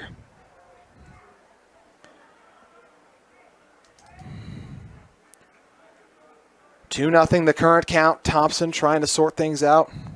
No team has anyone in the bullpen for either side right now. So the game in the hands of Thompson and Leo. Runner on second. Strike one on the swing and miss from Nelson.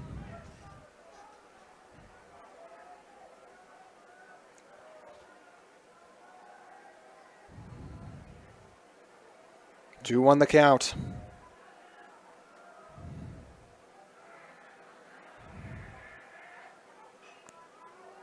Nelson fouls it off. Nelson late in the game really came to life for Mountain Ridge after launching an RBI in the center field. He was safe on first with the base hit and brought in a run. 2-2 the count. Thompson looking for his 5th K of the day. Will come first after a quick call time by Nelson.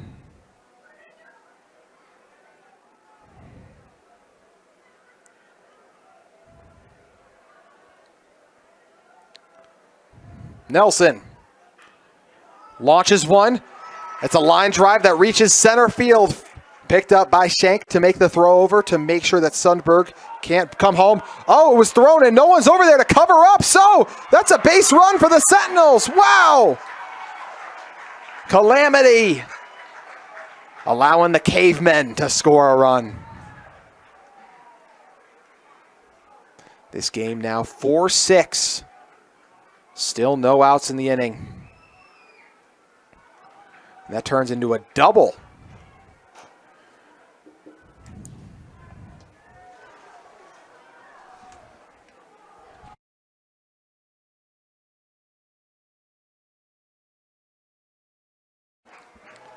Apologize for saying American Fork that time around. Of course, obviously the Sentinels, the one to score that run in the top of the 5th. It looks like it's going to be it for Thompson. It's been a strong day for him, but he's given up a couple runs as of recently. So the designated hitter for most of the day, pitcher for this game, heads in now. Or designated hitter for most of the tournament, should say. Miles Robinson, the new Falcon, on the mound.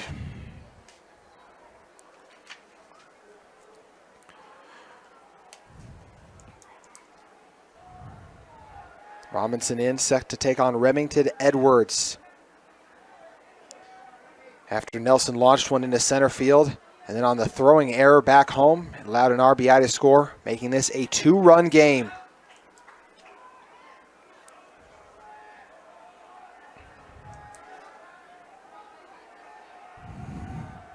Last time we saw Edwards, he launched one into left field and was hit by a pitch before that.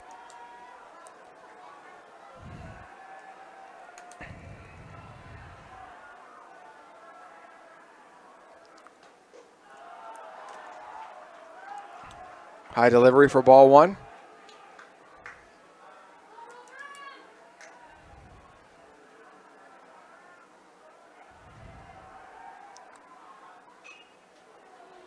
Edwards fouls it off, going 1-1 in the count. Miles Robinson, the freshman. I will say, at least that's who I believe it is, as that is what my Deseret News roster tells me. 1-1 the count.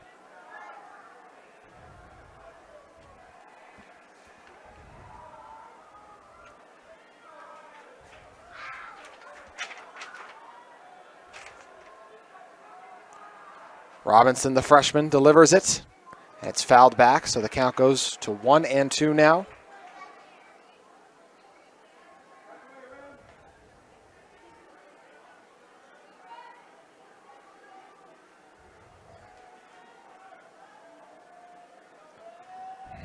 One, two, the count.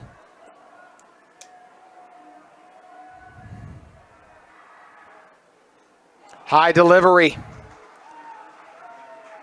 And after one run is already scored here, and the tying run at home plate, in the confusion there, Nelson able to make it over to third.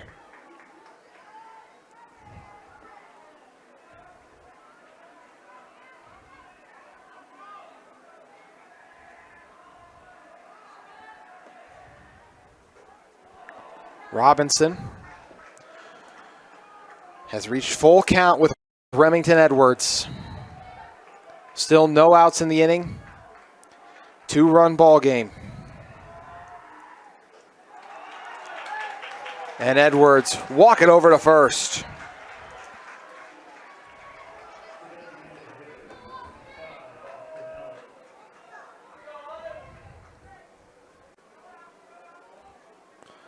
Austin Ellis.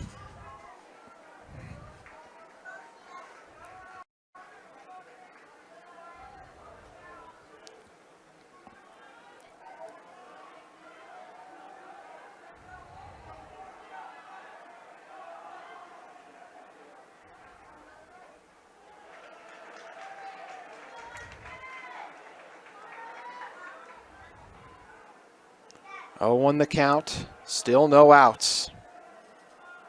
Ellis, last time we saw him, drove in a run with a booming hit in the left field. Count goes to 1-1 on the ball delivery there.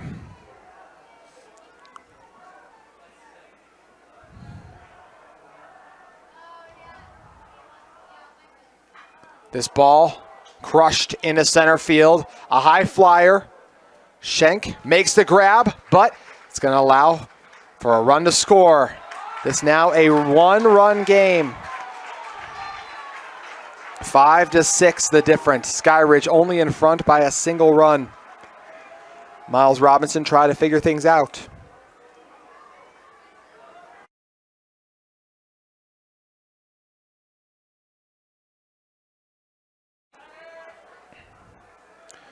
Taj Henry now due up after the sacrifice fly. Edwards on first. 1 out now. Edwards Henry, last time we saw him, he flew out in the left field on a sacrifice fly himself. Mountain Ridge scored 1 run in the top of the first, was scoreless for the next 2, but then added 2 runs in the top of the 4th and 2 more in the top of the 6th.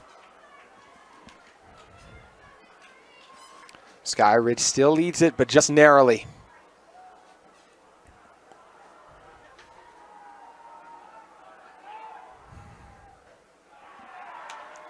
Second consecutive ball delivery by Robinson. There are other pitchers currently warming up for the Falcons.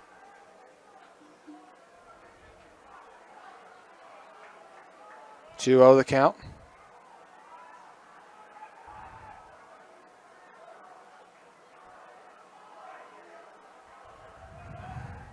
Throw over to first.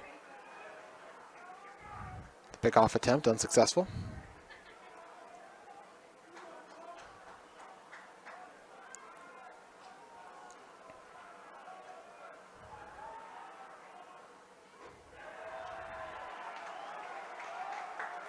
Two-0 the count, or actually make it 3-0 on that ball delivery.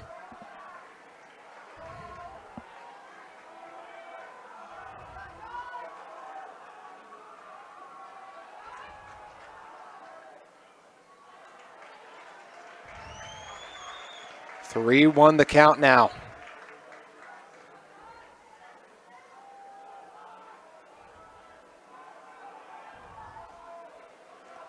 Taj Henry launches it into left field. It's going to be over the head of Young. It's going to bring in the tying run. Sentinels and Falcons tied at 6.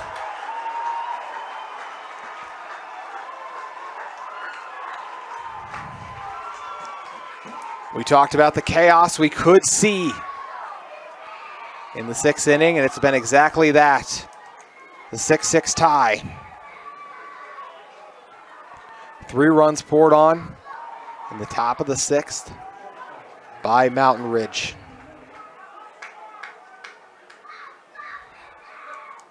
We're going to have a pinch runner come on. So the leading run now on first. Taj Henry's teammates fly out to greet him after the big ball he just placed in deep left field on the RBI double. Still just 1 out in the inning. See another meeting on the mound. So we'll see what the Falcons decide to do here. If they're going to roll with Wilson or try something else. Just over 2 hours in now. What could be 2 exciting innings to end things here.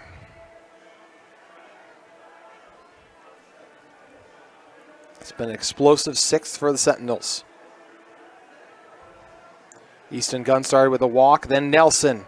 Brought in Nelson on a rocket in the center field. It was a double for him. Edwards walked on base. Then Ellis flew out on the RBI signal. Then Henry just launched that one into left field on a double. The RBI to bring in the tying run. 3 runs, the most we've had scored here. When you have a game end like it did last night, in which Mountain Ridge scored 3 runs in the bottom of the 7th, and then Skyridge scored 4 for the walk-off victory, you figured this one could be special. It's living up to the billing right now.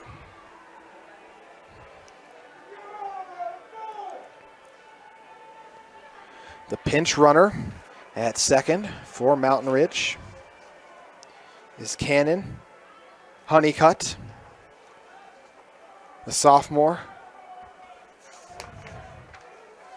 Represents the leading run potentially.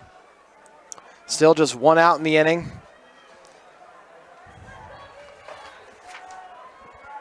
Miles Robinson facing off against Braxton Miller. Miller, it hasn't been his game yet here early.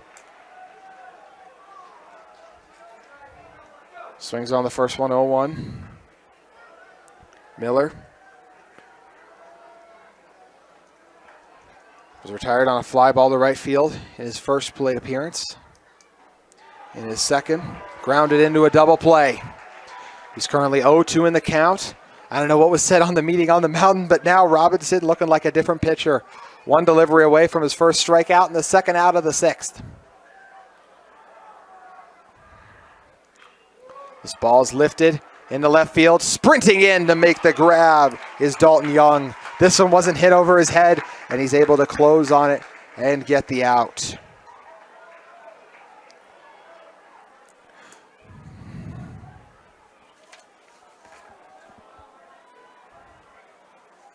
Honeycutt still at second. 2 outs now. Austin Goodrich do it for the 4th time today. He's yet to reach base in this one. Struck out in a second plate appearance. His first one flew out to left field. And his most recent one, a bunt in which he was thrown out at third in an incredible play made by Tyler Ball, the third baseman.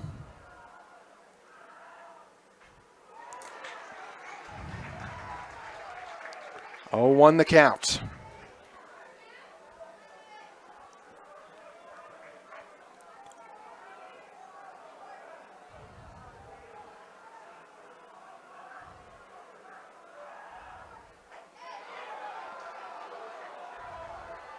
One and 1 the count.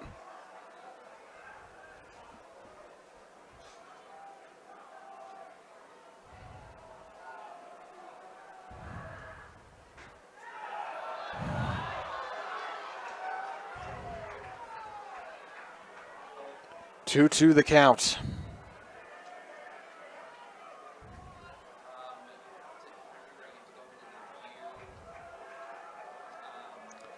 The 6-6 tie. A grounder fielded cleanly off the chop. Long throw over to first. Will make it. Big time out from Ike Pickle at short. Leaves this one tied at 6, but 3 runs scored for the Sentinels. Skyridge up to bat. Looking to take the lead back and potentially punch their ticket to the championship game. That's up next on KSL Sports. Welcome back inside for the bottom of the 6th. Here on KSL Sports Rewind at UCCU Ballpark.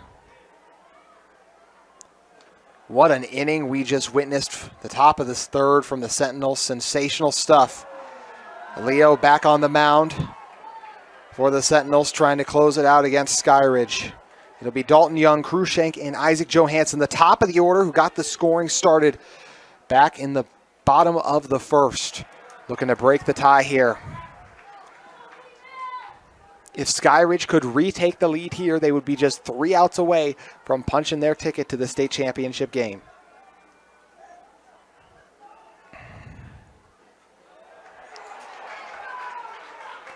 Ball 2 delivered. 2-2 the count currently.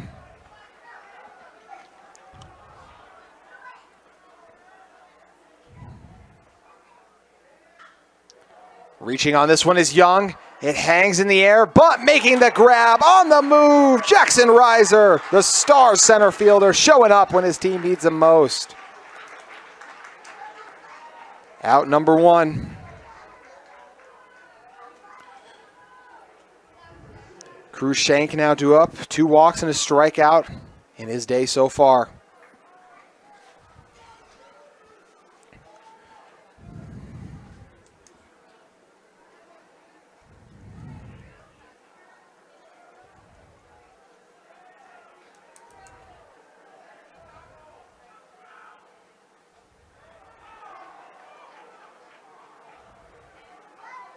One-0 the count.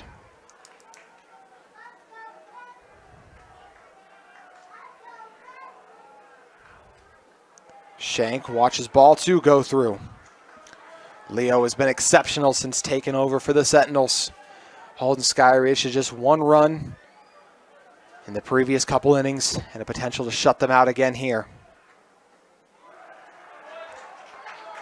The first strike of the at-bat delivered. The count now 2-1.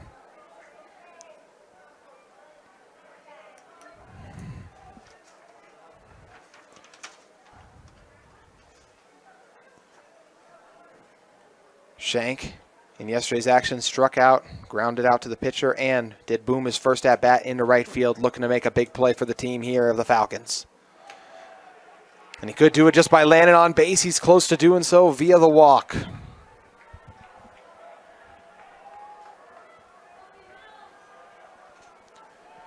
Leo. And Shank heading over to first, his 2nd consecutive walk. And he'll bring up Isaac Johansson. It also means barring a double play, Tyler Ball will be up to bat. Johansson, look at his day so far.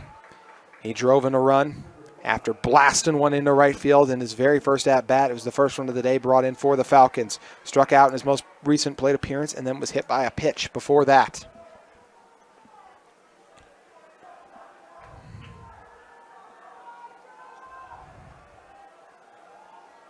Johansson with 1 out and a runner on first. Chops it. It's fielded. The throw over to first. Gets over.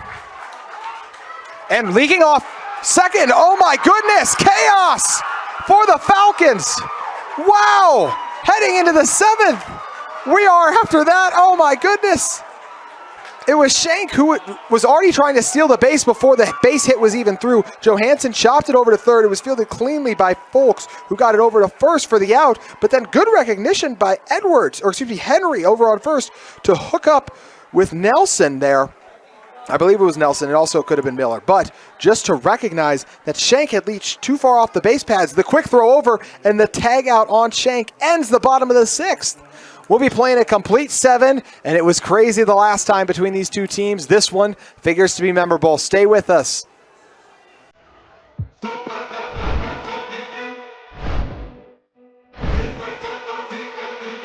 Okay. Okay.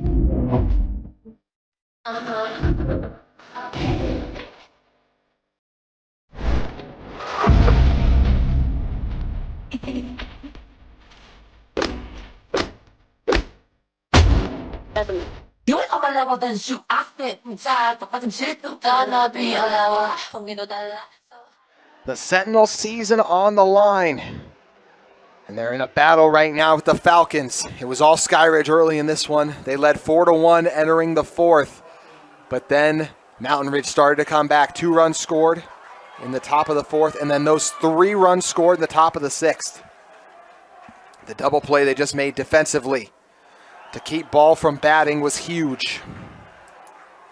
1-0 the count. It'll be Remington Edwards.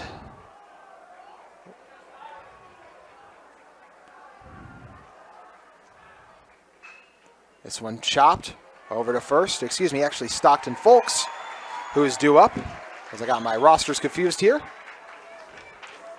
So Folks was up first, but was retired on the chopper over to first. So 1 out now. Falcons looking for 2 more outs, and then they'll need just 1 run to punch their ticket into the state championship. Mountain Ridge fought their way back, trying not to go away quietly.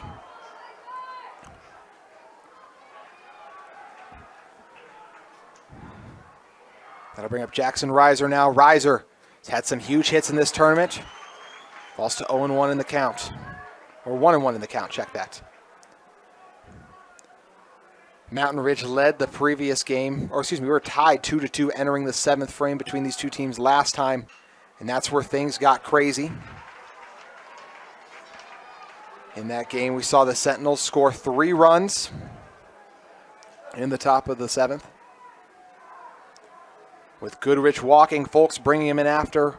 Reiser grounded out to short but advanced to run. Then Gunn and Nelson brought in back-to-back runs. The drop 3 strikeout. Reiser retired at first. Falcons 1 out away from getting back on the offensive. And what did the Falcons do last time when they were on the offensive? When they were trailing entering the 7th, as they were against Mountain Ridge. They're not trailing right now, but in a close game, what were they able to do? Went on an incredible run. Evans blasted a run. Bauer, Thompson also contributing, even though he flew out to center, advancing runners. Chase Youngberg drove in a run. And then Dalton Young with the walk-off victory. Could see a similar situation playing out. 2 outs now. 1-0 the count. Sentinels faithful thought it was a ball after they saw Gunn dodge it. Gunn walked the last time we saw him. Before that, popped out to third and launched an RBI in his first at-bat in the center field. Or brought a run in after launching a ball into center field. 1-1 the count. 2 outs here. This ball's lifted. It's a base hit in left field as it's going to drop. And it could be a double by the time they get over it. They're going to try to make the long throw over to second, but it won't matter. The leading run in Easton Gunn now on second. He crushed that one into center field. And Gunn being replaced by a pinch runner instantaneously. I believe that pinch runner for American Fork, for Mountain Ridge, is going to be Tyler James. So I believe it's Tyler James on second at the moment.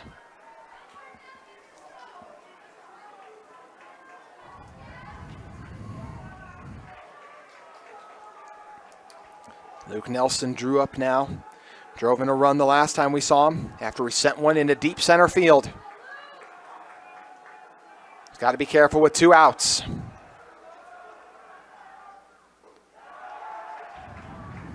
Nelson takes the outside delivery on ball 1.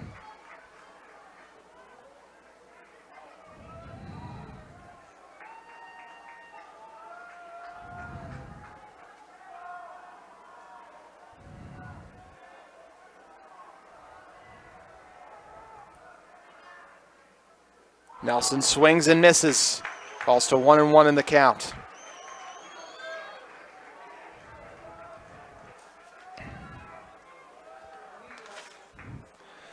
Falcons 1 out away from a return to the offensive end in this tie game.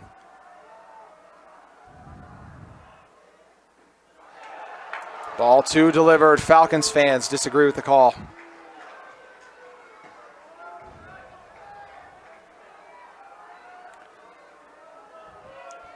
The Cavemen with the pinch runner at second. If he were to score, it would give them the lead. This ball's lifted and going to drop in shallow center field. They're sending him home. The long throw. It's going to be close. No, it won't, as he's safe. Wow! Able to score. Tyler James bringing in the first lead of the day for the Sentinels in the top of the 7th.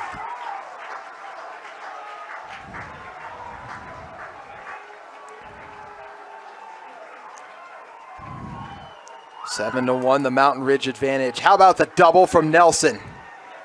Would originally just been an RBI signal, but because of the long throw, he was able to make it over to second. Huge play for Mountain Ridge. Both teams even at 7 hits and errors with both 3 apiece. 7-6 the differential here. And we're going to see another pitching change, as exiting the mound is Miles Robinson. 5 years ago, there was no Mountain Ridge High School, and now they're on the cusp of putting themselves in a position tomorrow afternoon, when the game would be, that they would take on the Falcons once again.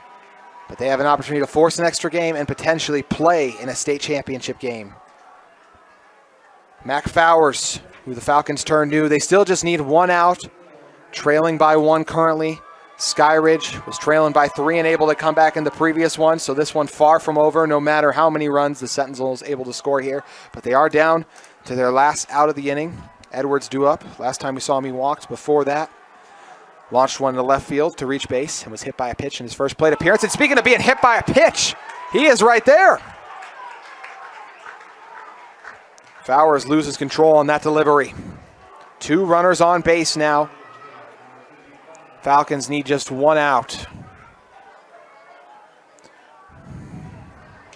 That'll bring up Austin Ellis, the designated hitter. He's driven in runs in back-to-back plate appearances. The most recent one, a sacrifice fly into center field, and before that, he cracked one into left field. Excuse me.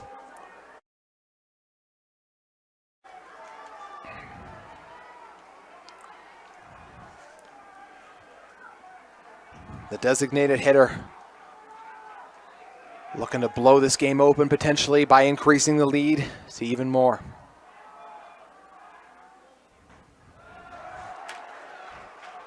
The outside delivery for ball 1.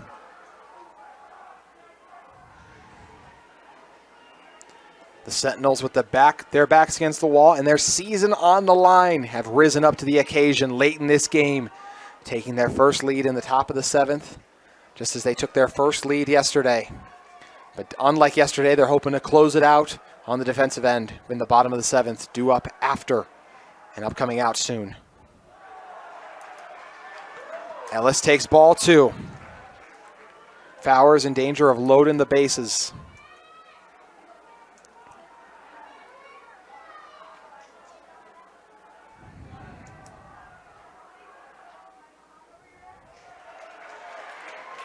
Two 2-1 the count.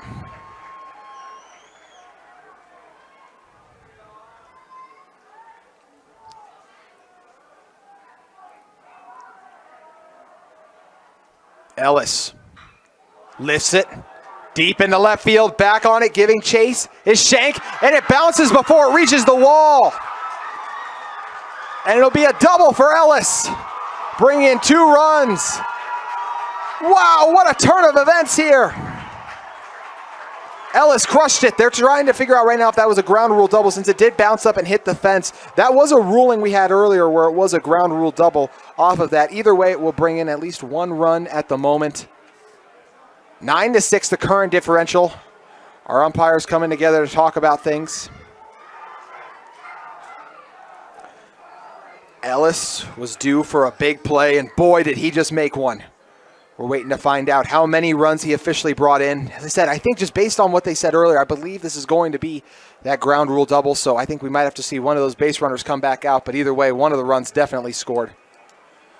It took a bounce. That's as deep as a ball hit in center field we've seen in our 3 days of play so far. And they are going to rule it the ground rule double. So they will return Edwards back over to third. I believe that is the correct call. As I mentioned, we've seen that call before in this tournament where it bounces up, hits that area, and comes back in. That being ruled the ground rule double. But still, the RBI single makes this a 2-run game now, as Mountain Ridge has added 2 runs in the top of the 7th. 8-6 the difference in this one.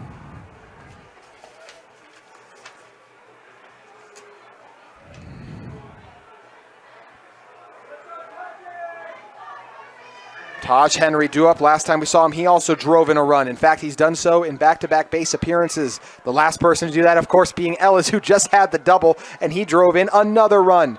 2 outs, though. Got to be careful. Fowers needs just 1 out to get his team out of it. Inside on the delivery there. 8-6 the score differential. Falcons have led this one for most of its entirety, but that has changed here in the 7th. It was tied up in the top of the 6th. This ball's launched into center field, and it'll drop, bringing in not 1, but potentially 2 runs. The foot race home, sliding in is Ellis. The Sentinels showing out in the top of the 7th. Shank tried to come in from center field and make a play on it, but just lost his footing. This is now a 10-6 game. What a turnaround.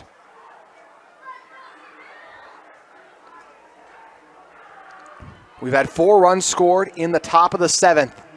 The difference, now 4 runs in the game, 10-6. We entered this one tied. Got to bring up Braxton Miller. Still 2 outs for Henry. Just an RBI single, so he's settled in at first. 1-0 the count. If the Sentinels were to hold on and shut down Skyridge's offense in the bottom of the 7th, we would have another game for you tomorrow at 7 o'clock on KSL Sports Rewind. The stakes in both our games tomorrow will be winner goes on to play for the state championship on Friday and Saturday. Miller fouls this one off at his own feet, so the count goes to 2-1. Miller yet to reach base today. He's put the ball in play each time, but has been retired before he could reach the first base pad. 1-2 the out. Fowers looking for his first strikeout and to give Skyridge a chance to win it or tie it up in the bottom of the 7th. Miller goes down swinging, so that will do it for the top of the 7th. Skyridge needs 4 runs to come back. They scored exactly that in the bottom of the 7th last night to win it against Mountain Ridge 6-5. They'll need at least that to force extra innings, and they'll need at least 5 if they want to send themselves into the state championship game. Can they do it? Stay with us on KSL Sports Rewind to find out. Bottom of the 7th, up next. The Mountain Ridge Sentinels, the 5 seed in our tournament. 3 outs away from forcing a 2-game series, basically. This being game 1, tomorrow being the 2nd, against Skyridge for the state championship. They fell in heartbreaking fashion late last night. They rallied early in a 3-4 bout, or 4-3 bout against Bingham earlier. And now Leo on the mound, and the bats of the Sentinels have them 3 outs away. Ball, blasts it. Deep into center field, back on it. And making the grab is Jackson Reiser. Ball retired as soon as he stepped up. 1 down, 2 outs to go. Skyridge scored 4 runs in the bottom of the 7th yesterday to win the game. They would need to score that many to send this one in extra innings. 5 if they want to send themselves to state and end the Sentinel season, but they're down to their final 2 outs after ball quickly retired. Ike Pickle now due up. He's yet to reach base today, 0 for 3.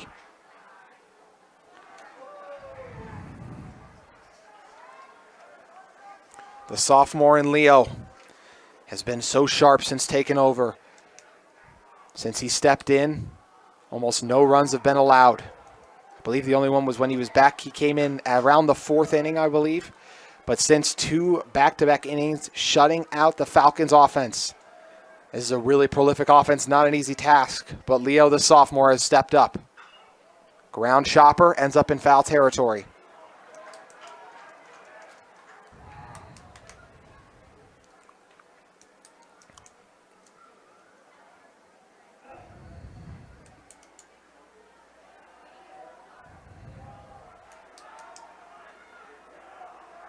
Two, 2-1 the count. A swing and a miss will bring it to 2-2. Pickle trying to avoid the strikeout. Leo's done a great job shutting down the offense of the Falcons, yet to have a strikeout. This one launched into center field. Riser running after it. It's over his head. It bounces, reaching the wall. Still giving chase to it. They're going to continue to send Pickle. Pickle coming over third, and they'll hold him up at third as he slides in. Falcons still got some fight left in them.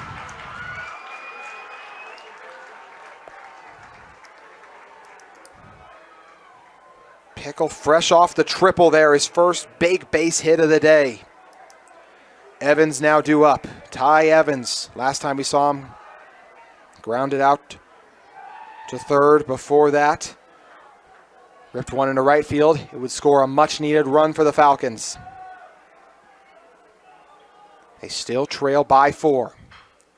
This line drive just reaches over the head. It's fielded cleanly, though. The throw over to first, caught off the bounce. Wow, they'll say he was safe. Oh, Coach Whitney not happy about it. As they're going to go talk things over, I believe, because he was in disbelief. He thought they got him. I thought they might have had it off the bounce, too. Event of a tie goes to the runner, of course. Either way, that's going to stand. So, the 7th run scores. So we're going to see a meeting on the mound. They'll talk things over with Leo. Evans with the big base hit. As he turns on the Jets, it brought in a run, and probably even more importantly, was safe on first because it would have made a second out really costly. Both teams tied with 9 hits apiece in this one. Mountain Ridge talking things over with Coach Whitney.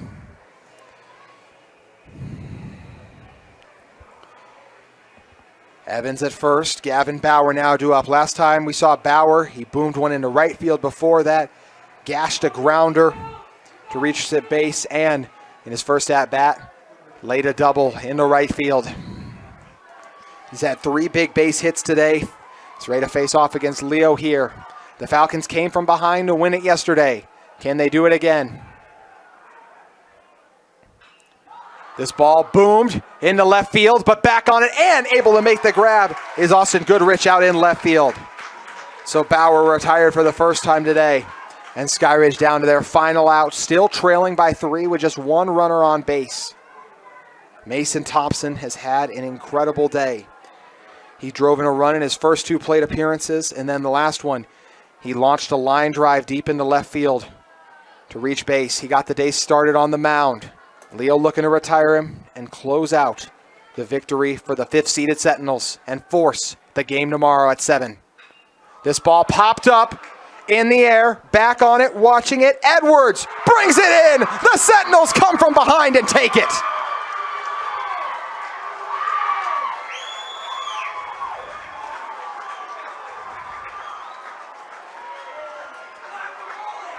What a performance, top to bottom late. Brock Whitney and his squad force the game tomorrow at 7. So we will have 2 more semifinal games for you tomorrow. One at 4 o'clock, the other at 7. The winner in each of those games going on to the state championship. Mountain Ridge trailed 4-1 heading into the top of the 4th. They added 2 runs in the top of the 4th, 3 more in the top of the 6th to tie this one up. And then in the 7th, things really got going for them. As we saw runs brought in by Nelson, Ellis, Henry. Just a few of the players to contribute. So 2 runs brought in by Henry, the one by Ellis off the double, and then Nelson with a double to bring some in. What a performance. Mountain Ridge wins it 10-7. They surrender 1 run in the bottom of the 7th. to close out the 10-7 come from behind victory. The 5th seeded Sentinels left one slip away against the Falcons yesterday as Skyridge walked off with the victory. But today, Mountain Ridge claimed victory in our nightcap.